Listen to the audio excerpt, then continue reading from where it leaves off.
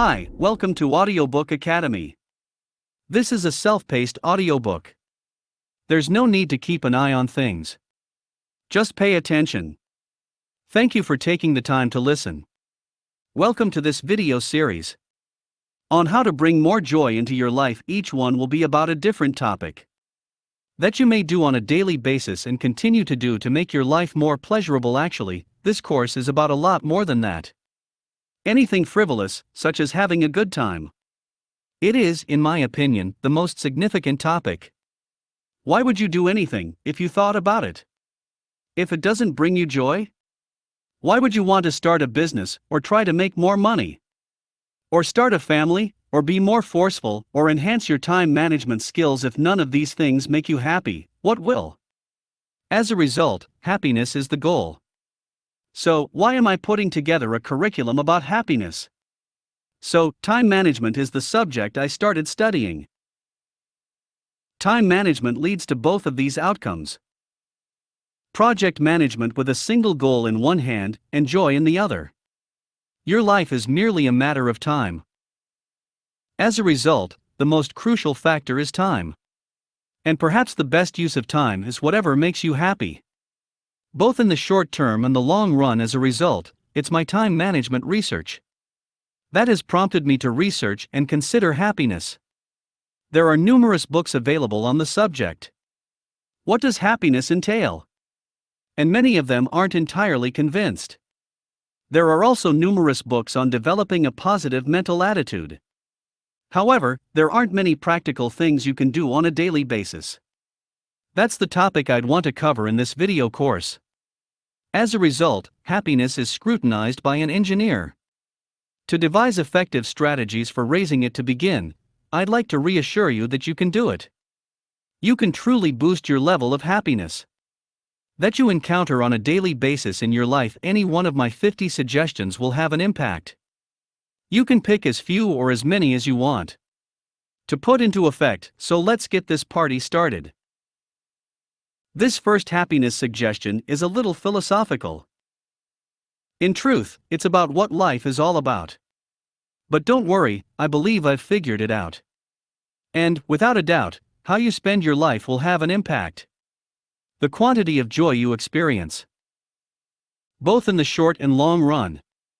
For years, I've been watching my friends and trying to figure out who has it all figured out, who hasn't, and who hasn't. And some of them are completely focused on their careers. In order for them to be successful, others, on the other hand, have chosen careers that require little effort, allowing them to spend more time with their loved ones or on leisure activities. Others are on the verge of quitting. I, for example, am a member of a band. As well as a few of the musicians I met there. In some ways, they live extraordinary lives. They live entirely in the now, without any apparent forethought. I find that astounding. Or worried about the future. What kind of person could live like that? My natural tendency is to be well organized and make preparations for the future. Is that, however, making me happier? Many of the great gurus claim that it's all in your head. But is that even conceivable in today's world? Without running out of cash or losing hope for the future. Isn't that exactly what we're looking for? As a result, I've devised the following method of thinking about this. The two major goals in life, in my opinion, are to take pleasure in the present and to make things happen in the future, and I believe that to do one to the exclusion of others is a mistake. It is not a good idea to take on the role of the other. When you think about it, all you have is a computer. Is the past, present, and future. There's nothing you can do about the past now. Despite the fact that it might still contribute to our happiness, I'll come back to this later in the series in a minor way. So have fun and succeed. They have to do with accomplishing what you wish to do in the moment, and to doing things you might not normally desire to do right now for the future's sake. So there you have it. The two outputs. There are two inputs after that. How effective you are, and how well defined your objectives are. It's similar to having a car. Let's pretend it's a Ferrari. It's useless unless A. You take care of it so that it functions properly, and B. You maintain it. B. And this is efficiency. You have a clear idea of where you want to go in it. These are your objectives. So, ideally, you have a fantastic vehicle and a well-defined destination. And the goal could be to have the most fun possible. Whether it's achieving maximum success now or achieving maximum success in the future, or a hybrid of the two in theory, that is the meaning of life. But what do the majority of people do with their time? Look at this graph to see what I mean. So there are 6 different combinations imaginable. The person who is efficient comes first. However, it lacks objectives. They will inevitably fail to achieve much. Because you won't be able to accomplish anything without having any idea what it is. Things don't happen by chance. These folks are unlikely to be brilliant. In terms of pleasure, because they'll be thinking about it and worried about it. However, traveling in a circle is not an option. They're known as the efficient anorak.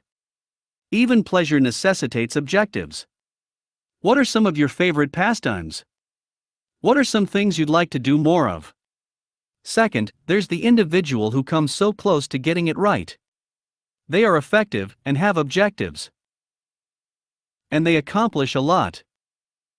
However, they forget to have fun in the process. I've coined the term career worker to describe them. The only thing they need to do differently is mix in some of the ingredients. Additional fun goals in addition to their achievement goals. Is it possible that this is you? Third, there's the person who hasn't given it a second thought. They don't have any objectives and aren't particularly good. I'm not very good at time management either. They basically go through the motions of life. Reacting to each new difficulty that arises, never truly regained control. They most likely don't think they can take charge of their own destiny, and they frequently expect horrible things to occur, which they do. They're known as the dissatisfied plotter. I'm hoping this isn't you. In fact, the fact that you're watching this video is proof of it. It's most likely not you. But don't worry if it's you, assistance is on the way. Begin by establishing some objectives.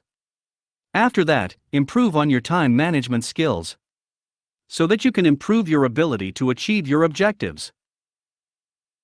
The frustrated dreamer is the 4th character. They do have objectives, but they fall short of them. By their ineffectiveness on a personal level, they're too disorganized to achieve their objectives. They could be an artist or someone who enjoys being creative.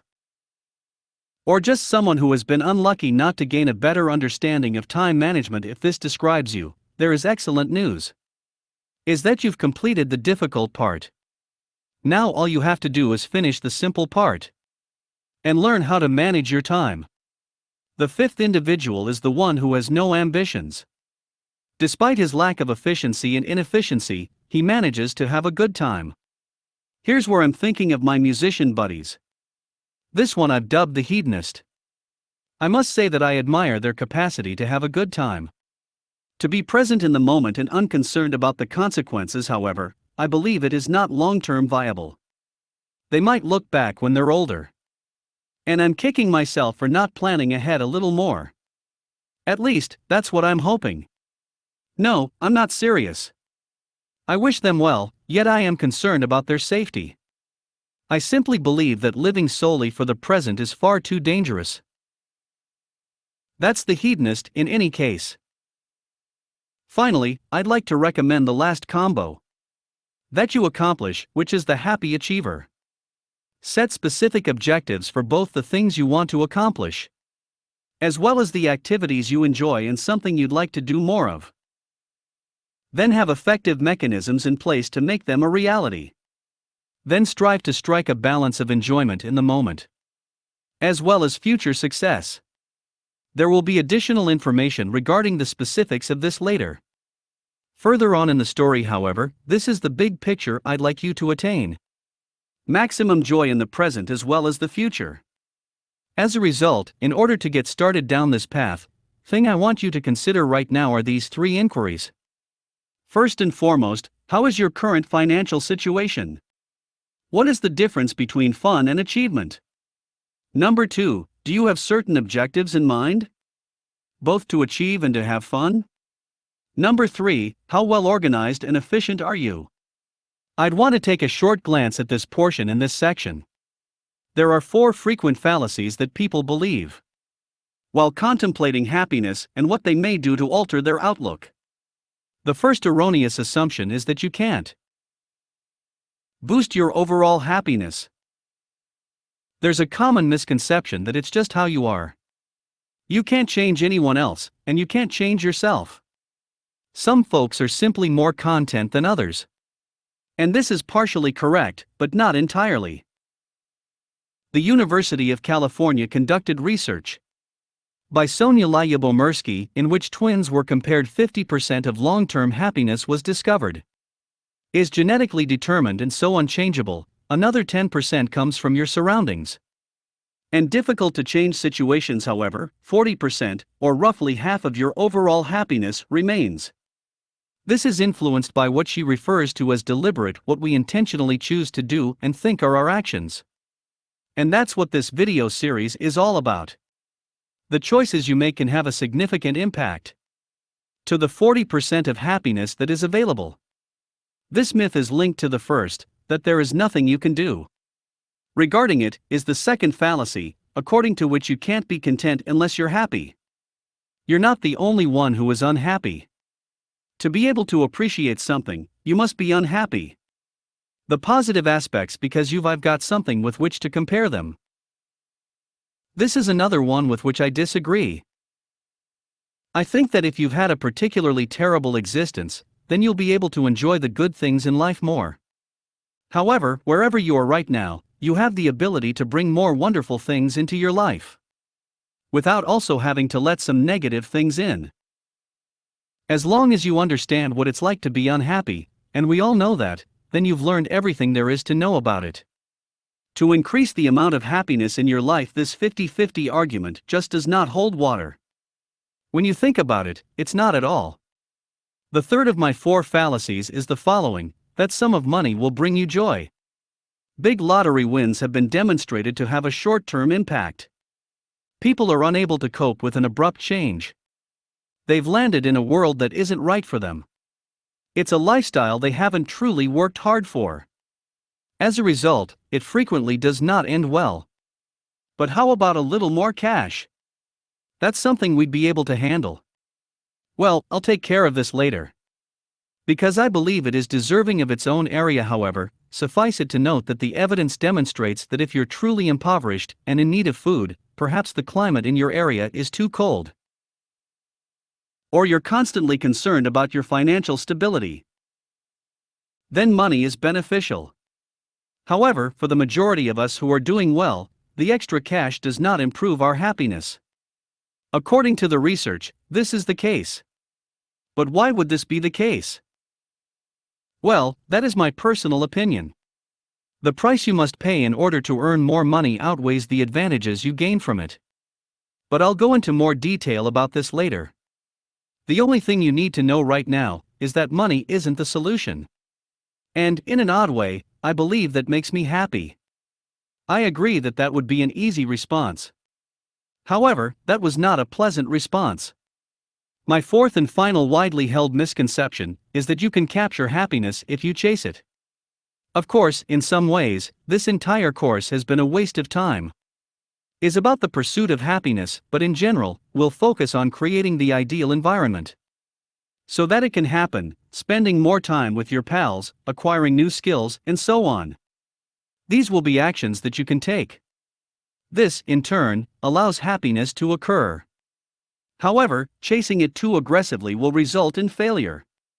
You might just scare it away. So, don't give up on your desire to be happier. You can surely do it, but don't expect it to be easy. More funds will be required to make it materialize, or that you have the power to make it happen. However, there are numerous ways to improve the conditions in which it can thrive. This is what we'll be looking at in this series. I'd like to explain the utility in this section. Theory of contentment, that is to say, rather than concentrating on one thing, one should focus on something other. On your own contentment, you should be aiming for the highest level of happiness possible. Throughout the entire system, you did a modest act of compassion. This may come at a low cost to you, whether it's a question of time or money, potentially have a significant impact on someone else. As a result, you should go ahead and do it. Of course, you'll be happier as a result of this. As a result, everyone benefits. It's also acceptable to decline to anything that will cause you to be dissatisfied, even if it is beneficial to someone else. If the disadvantage to you outweighs the benefit to them, someone has to keep an eye on number one. So, what's the bigger of the two? Which is more important, the cost to you or the benefit to someone else? Consider the situation from the opposing side. What if there was anything that could make you happy? However, it would be marginally detrimental to someone else. Is it ever possible to justify something like that? What if it brings you great joy, and it makes only a minor impact to them? Is that all right? The utility theory, on the other hand, suggests that you should go ahead and do it. However, if you take this literally, you can wind up stealing from the wealthy, due to the fact that it is more valuable to you compared to them, and that would be a terrible idea. So that's my opinion on utility theory. Is that you may inquire of the individual, perhaps you'll enjoy this. It would mean a great deal to me if you may discuss it to your manager, for example. That I'm seeking for work, and that it's simple for you. Is there any way you could assist me with this? And, assuming the utility theory is followed, they'll do the small favor that adds up to a great difference. It makes a difference to you. Here's another example. I received an invitation to a wedding. It was a distant relative I had never met before. It was quite a distance away. I didn't have the opportunity since I didn't have the time. It wasn't that I didn't want to go, it was just that I didn't want to. Is it necessary for me to go? According to utility theory, if it makes a huge difference, it's worth it.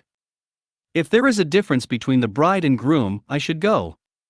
But since they're undoubtedly unconcerned with me, they may even be relieved if I am unable to attend, as they will be able to invite one of their pals, rather than Chris, that horrible relative. Then it's fine for me to be a little self-centered. I'm sorry, but I'm unable to attend. To summarize, your activities to boost your happiness are as follows. Others should not be disadvantaged in any way. They should not, in fact, put others at a disadvantage, unless you specifically request it. And of course, you should constantly think about the advantages when you're making a decision to the other individual whether or not to undertake anything that would cause you discomfort. What simple things can you accomplish today and will have a huge impact on the lives of others? Consider the people you know, and what could make a significant difference in their lives. Are you, on the other hand, going too far? Do you engage in activities that make you unhappy? You're attempting to please others. Try to come up with only one scenario where you should and will refuse to participate.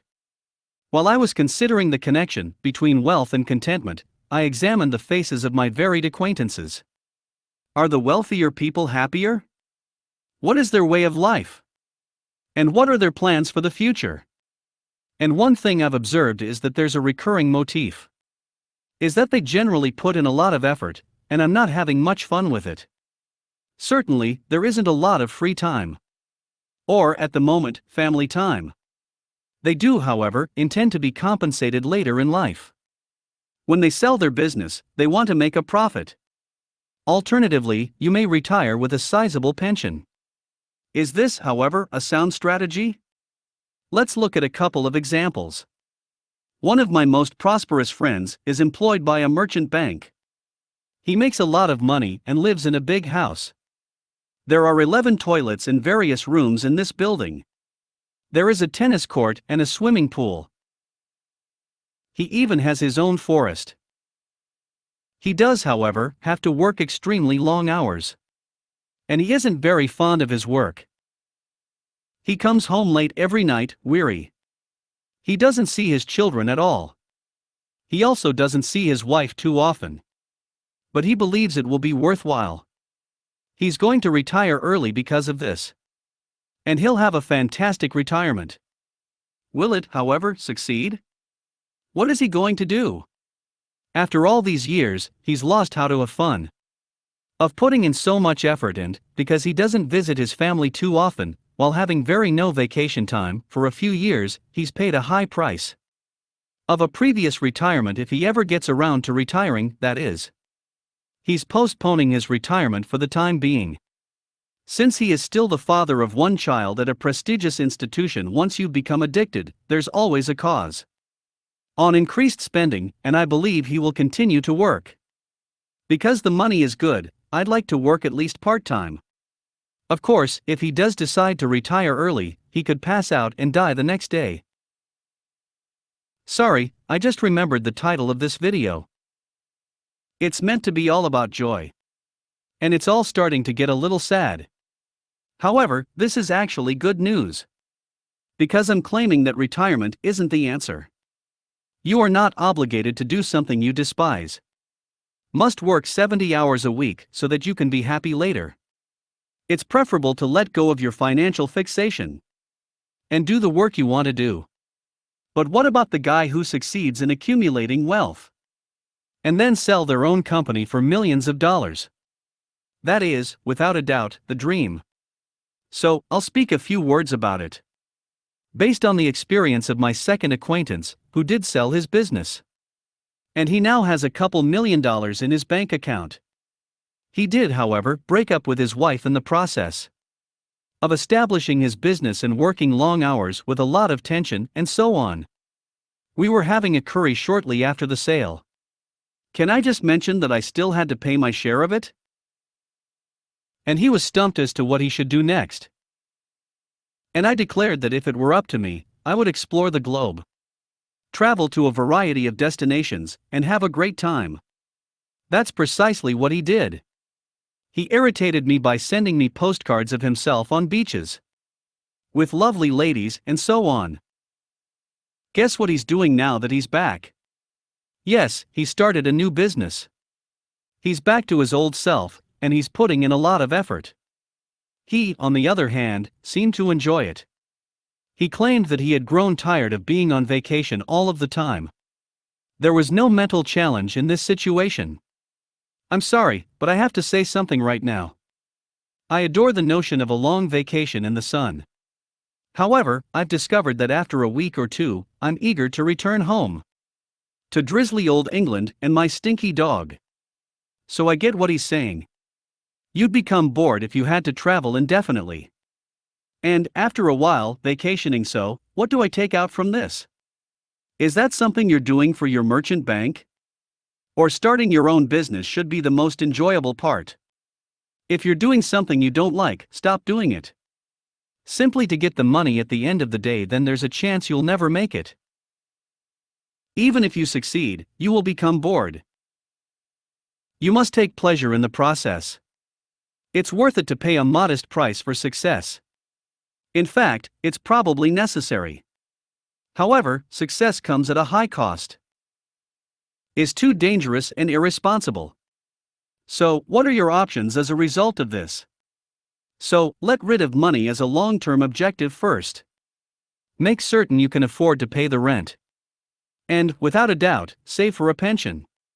But don't make long-term plans based on being wealthy or taking an early retirement. Now, more than ever, time is more crucial than possibilities. A large sum of money in the future now, more than ever, it's more crucial to do employment that you enjoy than the prospect of future well-paid employment. Friendships are increasingly more vital than money. As a result, consider your long-term strategy, as well as ensuring that it includes some aspect of quality of life in the near future. Okay, in this video, I'm going to show you how to. I'd want to go through a few key happiness techniques. Observing as well as reviewing. The first step is to pay attention to yourself as you go about your day.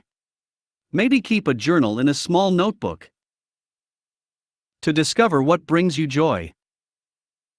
Knowing this will be really beneficial because you will be able to plan accordingly on how to include more of those elements in your life, and you might be surprised to notice how many minor details there are. that are beneficial to your pleasure: the sound of birdsong as you make your way from your house to your vehicle. When you arrive at work, friends greet you with a friendly greeting. Or it could be the flavor of the coffee. Alternatively, you could look up at the paintings that hang above your desk. 15 years ago, your 3-year-old made it for you. This list will assist you in staying focused. As you go about your day, keep your focus on the present. This will serve as a reminder of how many wonderful things there are in your daily existence. It's also simple to overlook. To be grateful for the little things. The second phase of the process is to reflect on your day at the conclusion. To begin, without consulting your notes, even if you haven't been keeping track of your thoughts in a notepad, simply sit and contemplate for 5 minutes. Of all the positive events that have occurred today, this is going to be a fantastic ritual. Every night before you go to bed, make it a habit to do so. Think of 3 things for which you are grateful today. Not only cliches like my family or my health, but here are some specifics: that conversation you had with your mother on the phone, that laugh you and your son had, the fact that you're physically capable of cycling up that hill, not collapsing at the top in 3rd gear. Then, if you've been taking notes throughout the day, have a look over those as well. This means you'll be happy twice as much from everything you were aware of it at the time. Now you're reliving it all over again. If you're married or cohabiting with someone, it's much better if you do it with them. Each of you should speak about 3 events from your day. As a result, you'll be able to enjoy theirs as well. So acquire a notebook and start writing tomorrow. Begin keeping track of your happy occasions. Also, perhaps set an alarm for this evening on your phone. As a result of which 5 minutes will be set aside to reflect on the positive aspects of today. I'd like you to consider the following for today's happiness activity. What are the positive aspects of your life, not just today, but now? Nonetheless, in general. Make a big list of everything you can think of to be grateful for in your life, and it may be anything as simple as fruit growing. The view from your window of your garden when you take your dog on a walk, you can smell and hear the sea, etc., and they can include major issues such as your health, your kids, pets, friends, and so on. I'm sorry, but I believe I should have put friends ahead of dogs. Within that list, some people prefer to categorize these into different aspects of their lives: physical, mental, emotional, and spiritual, to name a few. Or a combination of work, family, friends, and one's own self. You might discover that a framework like this is self-evident. Once you've started writing down the things that make you happy, you'll be amazed at how quickly you'll be able to. You may ensure that your products are organized by categorizing them, that nothing has gone unnoticed in any of them, and that you aren't noticeably underweight in any of them. You don't want to overlook the emotional aspect, for example. A part of your life or a member of your family. This list will be useful for a variety of purposes. One is that the act of writing itself will be pleasurable. The second advantage is that you can go back and read them at any moment to serve as a reminder of all the things for which you are grateful. The third benefit is that it encourages you to consider new ideas, where you get your happiness from, and hence what you can do to obtain more. What can you do to increase the number of these items on your to-do list? Or do you know of anything similar that you could be doing as well? For instance, if you realize that the majority of your happiness stems from, if the energy comes from outdoor activities, the question is, what other things can you do to spend more time outside, and how can you acquire more time outside? Is there anything you can do that will take you out into the countryside? If you're married or cohabiting with someone, it might be a good idea to make both lists and notes, and then put them together. Which is going to be fascinating anyway. It's a pleasant process, and you'll be able to see the results. If you've forgotten something, is there anything you can pinch from your partner's list and incorporate it into your own? You can also discover that some of the items on your list, either while you're writing it, or when you're going through an old list, are things you haven't done in a long time. Maybe something you've completely forgotten about. When was the last time you went for a bike ride or a picnic? Or go roller skating or fly a kite? So you might be able to revive these. Put them on your calendar now so you don't forget. to make room for them. Now for one last thought. Do you prefer to make a list based on what you have or what you do? Is it derived from your personal possessions? What activities that you engage in? I believe that the majority of your enjoyment stems from activities you engage in, or how you spend your time, rather than monetary assets such as possessions. Having a nice car, for example, makes you joyful. For the first several days, while you stand in your driveway staring at it, but then comes the long-term contentment. From going out with your buddies to going to the movies, or going for a ride with your friends around a track, that sort of thing, it's the things you do with the car that count, rather than the car itself, that makes you happy. As a result, time is more valuable than money. When it comes to happiness, the sky is the limit. Anyway, now is the time to begin making your list of everything that makes you joyful in your life. As I already stated, it may be entertaining. If you have a companion with whom you can brainstorm, also, don't be concerned if the list isn't exhaustive. I simply want you to get started right away. After that, you might want to come back to it now and again. Possibly over a weekend when you have some free time, when you're relaxing in the sun or admiring a view, or when you're on vacation and have a lot of time on your hands of free time at the end of each year. A friend of mine does hers ready for the new year to begin. I, on the other hand, add to mine at random whenever I feel like it. I'm thinking of something else I enjoy doing. It should be kept in a folder or a good notepad, where you'll see it and be tempted to remove it. It's a good idea to read it and add to it from time to time. So, at the very least, you can get started right now.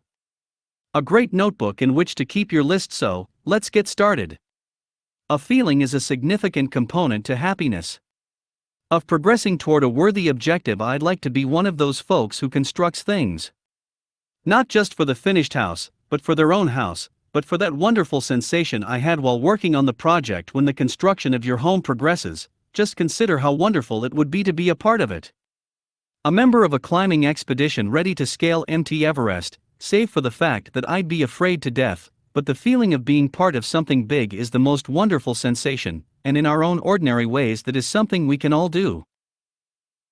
It doesn't matter what your objective or goal is. Rearranging furniture, creating a book, etc. Forming a band, cultivating a vegetable garden, or creating a website to sell your handmade jewelry. If you're learning a new language, anything in which you have a goal, it takes a long time for you to get there. You'll experience a pleasant sensation throughout the procedure of progressing toward a worthy objective. So, it all starts with setting some objectives. Ideal for both home and work. You should also write down your objectives, not just in your thoughts, but in your body as well. This is due to the fact that writing them down allows you to remember them. You're convincing yourself that you're committed to them.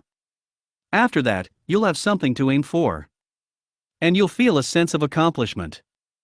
The majority of people do not have objectives. They don't even have any. They simply go through life reacting to issues. As a result, they have no idea where they're heading, or whether they're on their way. The best part is that the goals are usually self-fulfilling.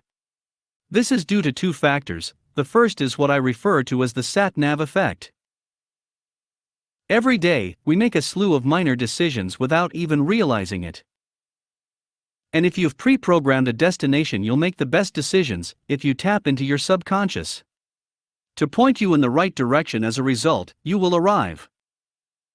Goals are also self-fulfilling for another reason.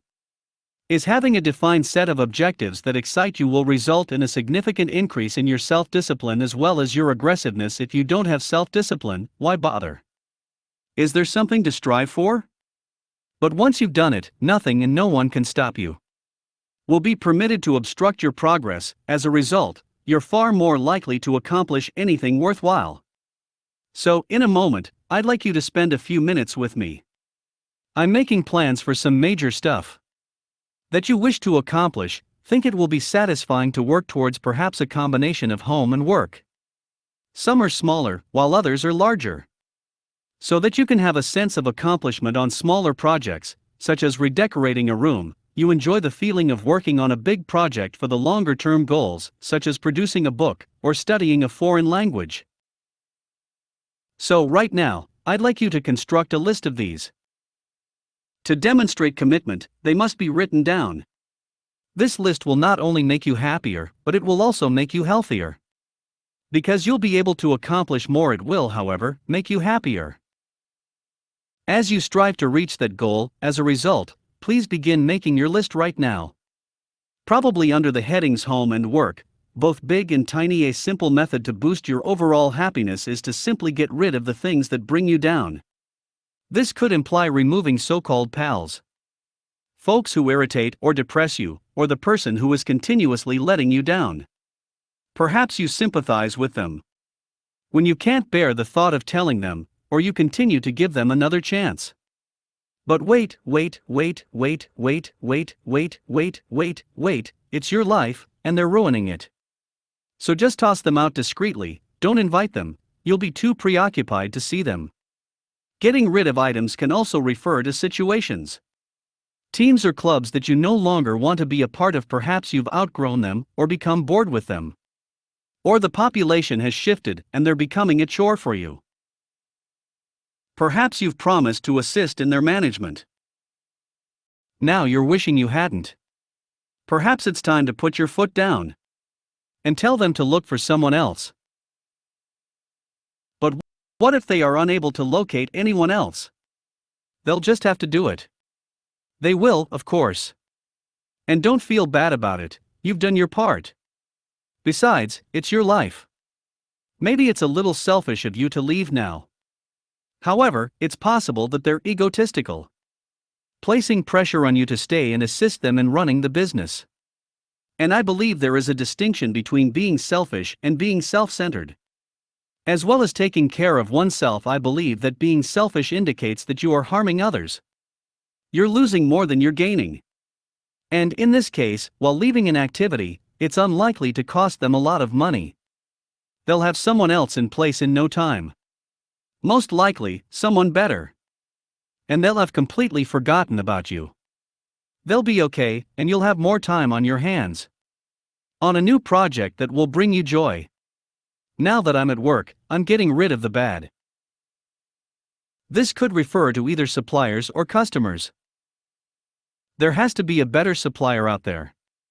You may start looking right now. Customers, on the other hand, are a huge topic. But I believe you may at least think about it. Customers are fired on a regular basis. If they are making you sad for any reason, maybe they're a bully, or they're unpleasant, or they're untrustworthy. If they're picky or they constantly changing their minds, whatever the case may be, then you're probably not making any money from them. When you consider the amount of time it takes to deal with them as a result, you might want to consider raising the price. To the point that they are either worth having or leaving. And that makes me happy. But what about unsatisfactory colleagues at work? You won't be able to get rid of them, despite the fact that you might be able to prevent them or perhaps relocating the office. As a last option, you might think about assertiveness with them and inform them of what they're up to, which causes you to be unhappy. However, this is a very different topic. Please take a look at my assertiveness training program on how to deal with tough situations and how to say no in the face of adversity. Perhaps my Teamwork Fundamentals course as well. This is a common occurrence in teams. However, the concept is that there are just two options. Reduce your contact with coworkers in one of two ways. Someone makes you sad, or alter your interactions with them, or a hybrid of the two. So, I'd like you to consider what makes you sad, as well as whether you might be able to lower it, or get it completely out of your life. Where do you struggle to say no? What is the cost of refusing to say no? When will things start to change? A major source of sadness, which should ideally be avoided, stress, is something we'd like to get rid of. So, in this video, I'd want to ask you a question. What are the main sources of stress in your life? And how are you going to get rid of them? The most significant sources of stress in our daily lives are now revealed. Are relocating and changing jobs. These two things frequently occur at the same time. Fortunately, they are uncommon. So, for the most part, it's about the little things. This is the most typical reason for a bad mood. In our day-to-day lives, we face a lot of stress. So, here's a list of 10 things that could go wrong. Be raising your stress levels on a daily basis, and about which you could take action. Prepare a pen and paper if possible, so that you may keep track of any stress-relieving ideas that you have. As I go over my 10 recommendations, my first concern is approaching deadlines. When you're unsure if you'll be able to accomplish them, the solution is to make a plan. To split down a large project into smaller pieces, so that you know how much you have to do each day. Then, as you follow your plan, you'll know you're going to be fine. The worst-case scenario is that when you make your strategy, it fails. You'll realize you won't be able to make it, at the very least, you know. My second source of daily anxiety is in the back of your mind. There are a lot of minor, undone projects. While you're trying to unwind, and the solution to this is to jot down everything. Make a to-do list so you don't have to stress about keeping track of everything to begin with. None of these are required. Simply make a list of them. Third, you are performing a task that you know you should not be performing, or anything with which you don't fully agree, since you didn't say no, and it's evident that you didn't. Saying no is the answer to this question. It's never too late to go back, by the way. So, if you're pushed into doing something, don't say yes. And then you come to regret saying yes. You can always go back and say you checked something. Whether it's in your diary or something you've considered, and you're sorry, but you don't have time. Maybe you don't want to do it in the first place.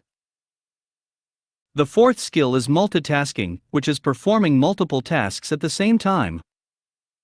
Because our brains are wired in such a way, this adds to your stress. Simply aren't built for it, therefore it's far better to establish a to-do list, and then concentrate on a single project at a time. The sixth most common source of daily stress for me is, I'm curious whether you have this one, which is an untidy desk. Alternatively, a messy home. People frequently complain about how untidy their workstation is. Or they are not overly stressed at home, but when they clean things up, they feel great. So it's possible that it was giving them tension without them realizing it. Maybe a little bit of tension, but it all adds up. So you may clean up a little bit, and it's possible that you'll feel less stressed as a result. As a result, your happiness will rise. Having a large, disagreeable job hanging over your head is number 6. And the ability to overcome procrastination is a valuable skill, something everyone should be able to master, both for their own productivity and for the sake of others, as well as happiness and peace of mind. To be honest, I'm not going to put off addressing this one. However, it is worthy of its own area. As a result, I'll return to it later in the series. Interruptions are number 7 on my list of stressors. When you're in a rush to complete a task, thus, while the answer is only partially correct, to be able to reduce or deal with interruptions, it has more to do with the fact that you're in a rush to complete something. It's for this reason that being interrupted is stressful. As a result, the answer to this question is also yes. Should fight procrastination, because if you don't do things, you won't get anywhere. If you do things ahead of time, you can do them at the last minute. Then you feel good, like you're in command. And if you are interrupted, it makes no difference. So, are you able to start things early in order to finish them on time? Are you getting up sooner than you need to? After this one, there are only 2 more to go. Is panic attacks when everything happens at once, and that is unquestionably stressful. And if this is a common occurrence, I have something to say about it. Is it true for you that dealing with the crisis is one thing, but dealing with the aftermath is another? But, in an ideal world, you'd also consider, why did everything happen the way it did? And at the very least, some of them, find out what's causing them. You don't want a car that isn't dependable. At the same time as coworkers who don't always get along when you need them, they don't show up. As well as a phone that occasionally fails to turn on. At the same time, you have no money in your wallet. All of these issues must be addressed in the future. The 9th of my 10 stressors is when you're busy, you don't have time for chatty folks.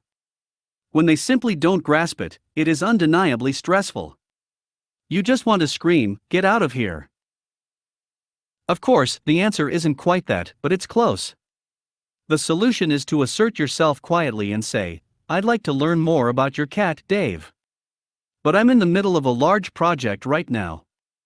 I'm currently concerned about whether I'll be able to afford it. Get it done by the end of the day tomorrow. Is it possible to chat later? Tell us what you're up to and how you're feeling. And suggest that we discuss later. It's not a problem, they won't mind. Sometimes all you have to do is inform them respectfully.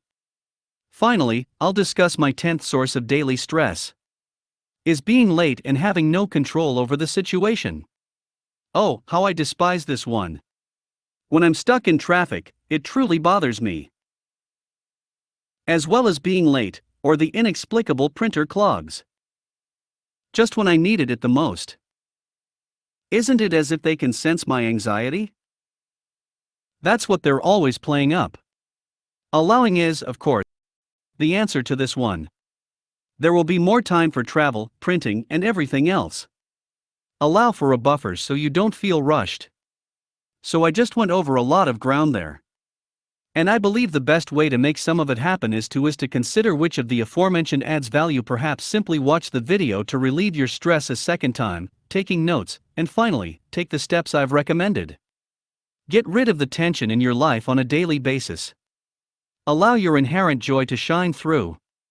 This was something I mentioned briefly when talking previously about stress, but I wanted to come back to it because I think it's really important. I used to think time management was all about arriving just 1 minute before the meeting, and that getting there earlier was wasted time. But actually, it's much better to be 15 minutes early to appointments, and if you're driving, then it would allow maybe an extra half an hour even, because then you have no stress at all. And it's not just about stress. The time you have when you get there early isn't wasted. In fact, you might find it's the best bit of your day, talking to people you wouldn't normally talk to, or going for a walk and thinking, maybe enjoying a few minutes of sunshine or looking at the view. And if the people and the view are both boring, heaven forbid, you can at least do some emails on your phone and get ahead of the game a little.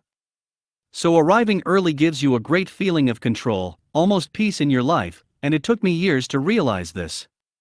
I find I have to consciously put this safety buffer in. My natural optimism makes me think that I can do things quicker than I really can. So something like arranging a hotel, in my mind, takes 5 minutes. But in reality it probably takes 20. So if I think I'll just quickly do that before setting off for the meeting, it's all gonna get stressful. But if I plan to arrive at the meeting half an hour early, then even if the hotel booking overruns and I set off later than planned, I'm still going to be okay. I've started a recent variation of this, which is to put in extra time to parking meters as well. If I think I'll need half an hour, I used to put in enough money for probably an hour, and then inevitably, things would take longer and I'd be rushing back to the car worrying about getting a ticket. It would be just typical to be 5 minutes late and get a ticket. Now, I've put in an extra hour, so that's 2 hours instead of 1, so I don't have the stress. And it's amazing how often I end up actually needing that extra time. By the way, arriving early to meetings is so important that if you get waylaid, let's say that you're walking through the offices to get to the meeting early and someone stops you saying, "Hey Chris, can I just ask your opinion on this?" It's really tempting to say, "No problem, I'm ahead of schedule. I've got 5 minutes," which will turn into 10, by the way, but no, don't do that.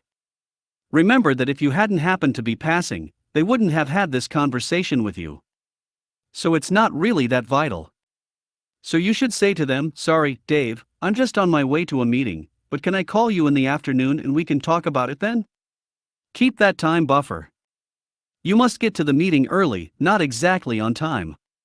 So, what's your next appointment and how can you make sure that you get there nice and early?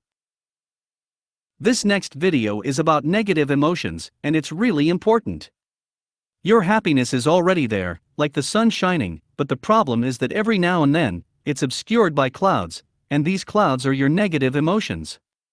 If you could reduce the amount of cloud cover, then the happiness would be able to shine through more often. But can we reduce our negative emotions? Are we in control of our emotions at all? Or do they just well up from inside us in response to whatever happens to us? I'd like to suggest that most of the time, you can affect your negative emotions. You're actually choosing them without realizing, and you choose them because although they are emotions that make you feel unhappy, you think you get a payoff from them. Somewhere deep down in your subconscious, you have a belief that these emotions might have a benefit. For example, you might believe that getting angry makes you stronger, or that it will be good for you to let off steam. Or you might feel that feelings of guilt will make you a better person, either by changing your behavior, or at least by feeling bad about what you've done. Or you might believe that worrying is helpful because it makes you more likely to do something about whatever you're worrying about. But all of these perceived payoffs are false. Yes, every single negative emotion has a perceived payoff. And they are always false. And once you realize this, you can start to push back against these bandits in your brain who are stealing away your happiness.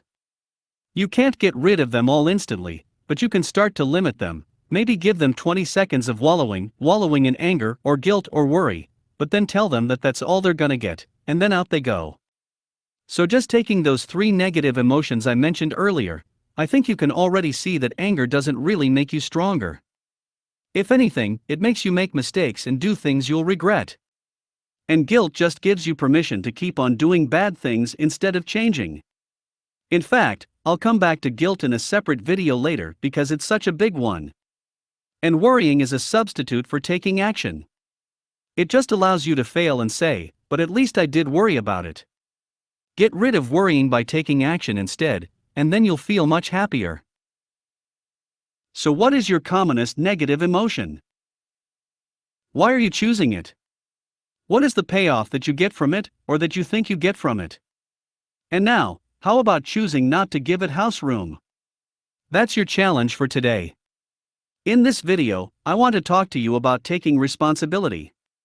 The difference between adults and children is that adults take responsibility for what happens to them, for what they do, what they say, and even ideally, what they think. Children say things like, "We've run out of milk in the fridge," when they've just drunk it all, or, "I couldn't help it when I hit him. He made me angry," or, "It's not my fault none of my clothes were put away. I'm just a naturally untidy person." Some of us take these things through into our adult lives, and feel that we can't do anything about them, but we can. So the first step, if anything is making you unhappy, is to realize that it's up to you and only you to do something about it.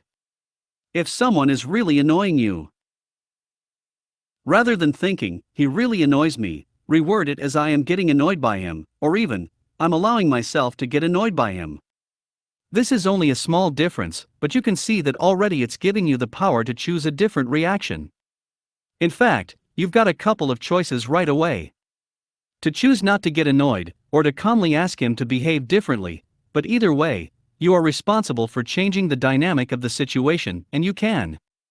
I rather like the mantra, "I don't have to feel annoyed if I don't want to." Or maybe, "I choose whether to get angry or not, and this time I'm choosing not to." So the next time a pushy driver cuts you off on the freeway, be self-aware if you can. Think about how you feel, take control over how you feel, and say to yourself, "I don't have to get angry if I don't want to. He's having a bad day, or he's got some sort of issues going on, or he's in a massive hurry for some reason. And that's up to him, but I will remain serene." It feels really good to not get involved. To rise above it all. I also really like the phrase, "We teach people how to treat us." Although there are good and bad people out there, if we allow the bad ones to treat us badly, they will continue to do so, probably getting worse and worse. There's more information about this on my assertiveness course, but from the happiness point of view, the main thing is to realize that you choose your thoughts, your actions, and therefore what happens to you, and it's never the best plan to wallow in unhappiness because you can't do anything about it. How does that expression go? Please give me the serenity to accept the things I cannot change, the courage to change the things I can, and the wisdom to know the difference, something like that. So, if you can't do anything about it, don't worry about it or fret about it, or get angry about it, just let it go. A lot of the things on the TV news are like this, but if you can do something about it, then don't let it continue, but stand up and say something, calmly and politely of course. So, I'd like you to think about the question: can I take more responsibility for what I feel and what I do? What could I let go of, and what could I change? Instead of just feeling that I have to live with it the way it is. Mindfulness is being talked about a lot at the moment, and the essence of mindfulness is the idea of living in the present. It's actually a really hard thing to do, because we constantly get distracted planning or speculating about the future, or going back to the past. To stay in the present, to be aware of yourself in the present, takes a lot of practice. Feel your chair underneath you as you sit there now watching this video. Feel your clothes on your body. Feel your breath as the air goes in and out of your lungs. Be aware of yourself as you watch me talking on your screen. You're completely here and now in this room. Not thinking about what's gonna happen tomorrow. Or what happened yesterday, just 100% here watching this video. It's easy to do for a few moments, but hard to keep doing for a longer time. But why bother? What's the big deal with mindfulness? Well, the answer is that the only thing that's real is the present, so if you spend a lot of time thinking about the past or the future, you're kind of sleepwalking through life because those things just aren't real. The game is to focus on the present as much as possible, with just occasional bouts of planning for the future to make sure you're going in the right direction. A bit like hiking, but not looking at the map the whole time, just checking it occasionally, and then going back to savoring the beautiful scenery around you. Also, there's a theory that all negative emotions are either in the past or the future, and that true happiness can only really be found in the present. So things like regret and sorrow are in the past, while things like worry and fear are in the future. You might think that fear can be in the present, say if a tiger came into your office right now, but then you'd be dealing with it. You probably wouldn't have time for fear, and any fear you did have would be thinking about what's gonna happen in the admittedly very near future. There's a concept called flow, which says that when you're really absorbed in something, hopefully something more fun than fighting a tiger, maybe something like rock climbing, or making a model of the Golden Gate Bridge out of matchsticks, or gardening, or even preparing a PowerPoint presentation, you'll commit, completely immersed in the present. And that's where true happiness lies. All your fears and worries are forgotten as you focus on that activity. You're in the flow. So how can we live more in the present? How can we get more flow? Well, I think there are two main things you can do. First, find out what gets you really immersed. What activities do you love doing? To the point where you lose track of time. And plan more of those into your life. Ask yourself, what makes me think this is the life? What is so powerful that it makes you suddenly aware of how great the present is, and do more of that? For me, it's walking on the beach in bare feet, right on the edge of the sea. And it's also playing the saxophone as loudly as I can. You don't want to live next door to me. But for you, it could well be something different. By the way, it's interesting to see that most of these things don't cost much money, if any at all. And secondly, focus on the small stuff. Observe the little details of your life. Take longer to do things like eating or cooking or spreading the jam on your toast. Notice every detail of your children's faces, or the trees as you walk through the city. Consciously stay in the present as much as you can, so you can suck out as much happiness as possible from every little detail of the world that we're lucky enough to be living in. So I'd like you to think about how you can get more awareness of the present into your life, more activities that engross you, and more things that you can savor as you do them. What activities will they be, and which one will you do today? I've decided to put a video about guilt into this happiness course, because a lot of people seem to suffer from it, and it really is a large happiness-reducing factor in their lives. If you suffer at all from guilt, this video is for you. First, I want to explain that guilt is a pointless, negative emotion. It really isn't helpful at all. Now, none of us is perfect, and those of us who feel guilt are subconsciously choosing it, in the mistaken belief that guilt will help them to reduce their bad habits, that it will somehow get us to improve on our personality failings, but will it? I would suggest that guilt, rather than helping us to change, gives us an excuse to stay the same. Suppose you're saying, I know I ate 3 donuts, but I did feel guilty. Will the guilt make you change next time? Bear in mind that it hasn't worked so far. Here you still are, still eating those extra donuts after years of guilt. Or does it just give you permission to be like that? I know it was bad, but I'm not a bad person, since I do at least feel guilty each time I do it. Another way of looking at it is like this. There are 3 options. One is to stop eating the donuts. Can I just say at this point that I am pro donuts? That's what life's about after all, but this is option 1, stop eating the donuts, and get rid of the guilt. The second option is to enjoy the donuts, and get rid of the guilt. The third one is to continue to eat them, and continue to not enjoy them, because of guilt, and that's just a stupid option. Guilt has to go, and the first 2 of my options are the ones to choose between: the angel approach, where you stop eating the donuts, and the devil approach, where you eat them and enjoy them. You either change what you do, or how you feel about it. Similarly, if you feel guilty about your untidy house, let's say, to the point where it's making you unhappy, the angel approach would be to change what you do, and spend more time sorting the house out, while the devil approach would be to change what you think, and tell yourself that only dull people have immaculate houses. Life is for living, not for housework. If people want to judge you by the tidiness of your house, then that's up to them. Those are the only 2 choices. To live unhappily in your house is just not a good choice. But which of these 2 should you pick? Well, the point that I want to make is that you don't have to do all one, or all the other.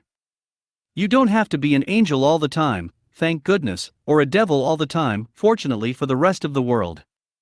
I've already mentioned that, for donut eating, I would choose the devil option, and keep doing it, with no guilt, but for something like not spending enough time with my children, it would be better to choose the angel option, and make an effort to change my behavior. And spend more time with them. And get rid of the guilt that way. Although, time with children is an interesting one, because you can never spend enough time with them, and there does come a point where you probably have to say, I reckon I'm a pretty good dad, I do pretty well with my kids, and I'm not going to feel guilty about the fact that I could spend even more time with them. As you can see, to change how you feel or think about something is all about what you say to yourself in your head, and ideally, you would have a mantra, a short, repeated phrase that you keep saying and which becomes part of your thought patterns. Something like, my house isn't perfect, but I'm a great mother, and I'm proud of that, or, I play tennis rather than doing excessive vacuuming, and that's what a great life is all about. Keep saying it until you believe it. To put this into practice, I'd like you to write a list of all the things you feel guilty about, and then, against each one, write either A for angel. Get rid of this source of guilt. Do something about it by changing what you do, or AD for devil, decide not to change it. But to change how you think about it, keep doing it, enjoy it, and don't feel guilty about it. Remember, guilt has got to go. Your happiness is certainly going to be reduced by any worries that you have lurking there at the back of your mind. I think I might be a bit unusual, because I tend to have either none, or at the most, only one, because I don't let my worries proliferate, and when something is worrying me, I can feel whatever it is pulling me down. It's there all the time throughout the day, just holding me back from being happy. Once I notice it, I then decide to do something about it, until I'm worry-free again, but I think I'm lucky only having one worry at a time, and sometimes none. I think many people have a whole list of them all at once, and it's never ending. If that's you, then something must be done. To start with, make a list of all of your worries. There's something very therapeutic about writing things down, because it gives you permission to get them out of your brain. And that takes them further away from you, where they are easier to work on and kill off. Now, have a look at the list and decide which are the top ones. What's the most urgent, or the one giving you the most pain? Then, you can start to make plans for your top ones. How likely are they to happen, really? What can be done to make them less likely, or less serious, if they do happen? Are they in your control at all? Can you get more information about them? What's your backup plan if they do happen? Let's look at a quick example. Suppose you've got a presentation coming up next week. It's a talk at a conference, the audience will be quite large, and you're worrying about how it's going to go.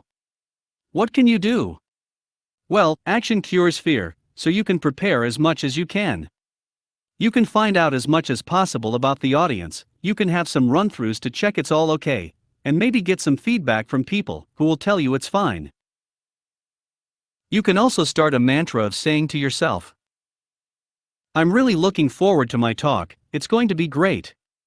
By the way, you have to say this with enthusiasm, you can't just drone it out, "It's going to be great," that's not going to fool your subconscious. You can also think about whether it will matter that much if your talk was badly. What's the worst that could happen? Well, your trousers could fall down, and the audience could all throw fruit at you, but that's not going to happen really, is it? Realistically, the worst is that your talk won't hit the mark and will be ignored by some of the audience. Will anyone even notice? They're probably expecting all of the talks to be boring, and will be checking their emails on their phones half the time anyway. Even if your boss is disappointed, it will be forgotten soon enough. The real things in life, your health, your family, your ability to live another day, these are still all fine. Many people have much bigger problems than a conference talk going badly. Which it won't anyway, of course, because you're going to do lots of planning and preparation for it. But what if the worry really is about something serious? Say you have a major operation on your heart next week, what can you do about that? The answer is nothing, there is nothing you can do. Just tell yourself that the surgeon is an expert who does these all the time, and that it's going to be fine. Your mantra is, "The surgeon is an expert, it's going to be fine, and afterwards, I'm going to feel great." Keep saying it until you believe it. It is true, you've just got to get that little negative doubting part of your brain to accept it, and believe it. To sum up, make a list of worries, and for each one, develop a plan. Either take action to find out more about it, take action to plan for it, so that it won't go wrong, have a backup plan prepared if you can, and develop a positive mantra, and finally put it into context. It's not the end of the world if it happens. I'd like you to do this now. For whatever your biggest worry is, and see if you can push it out of your mind. Whatever it is, it doesn't deserve to be there. Now, in a couple of the previous videos I've mentioned mantras, and I just want to explain a bit more about them. What you say to yourself is incredibly important because your thoughts are habits which repeat, and these habits become your words and your actions as well. So they become your life.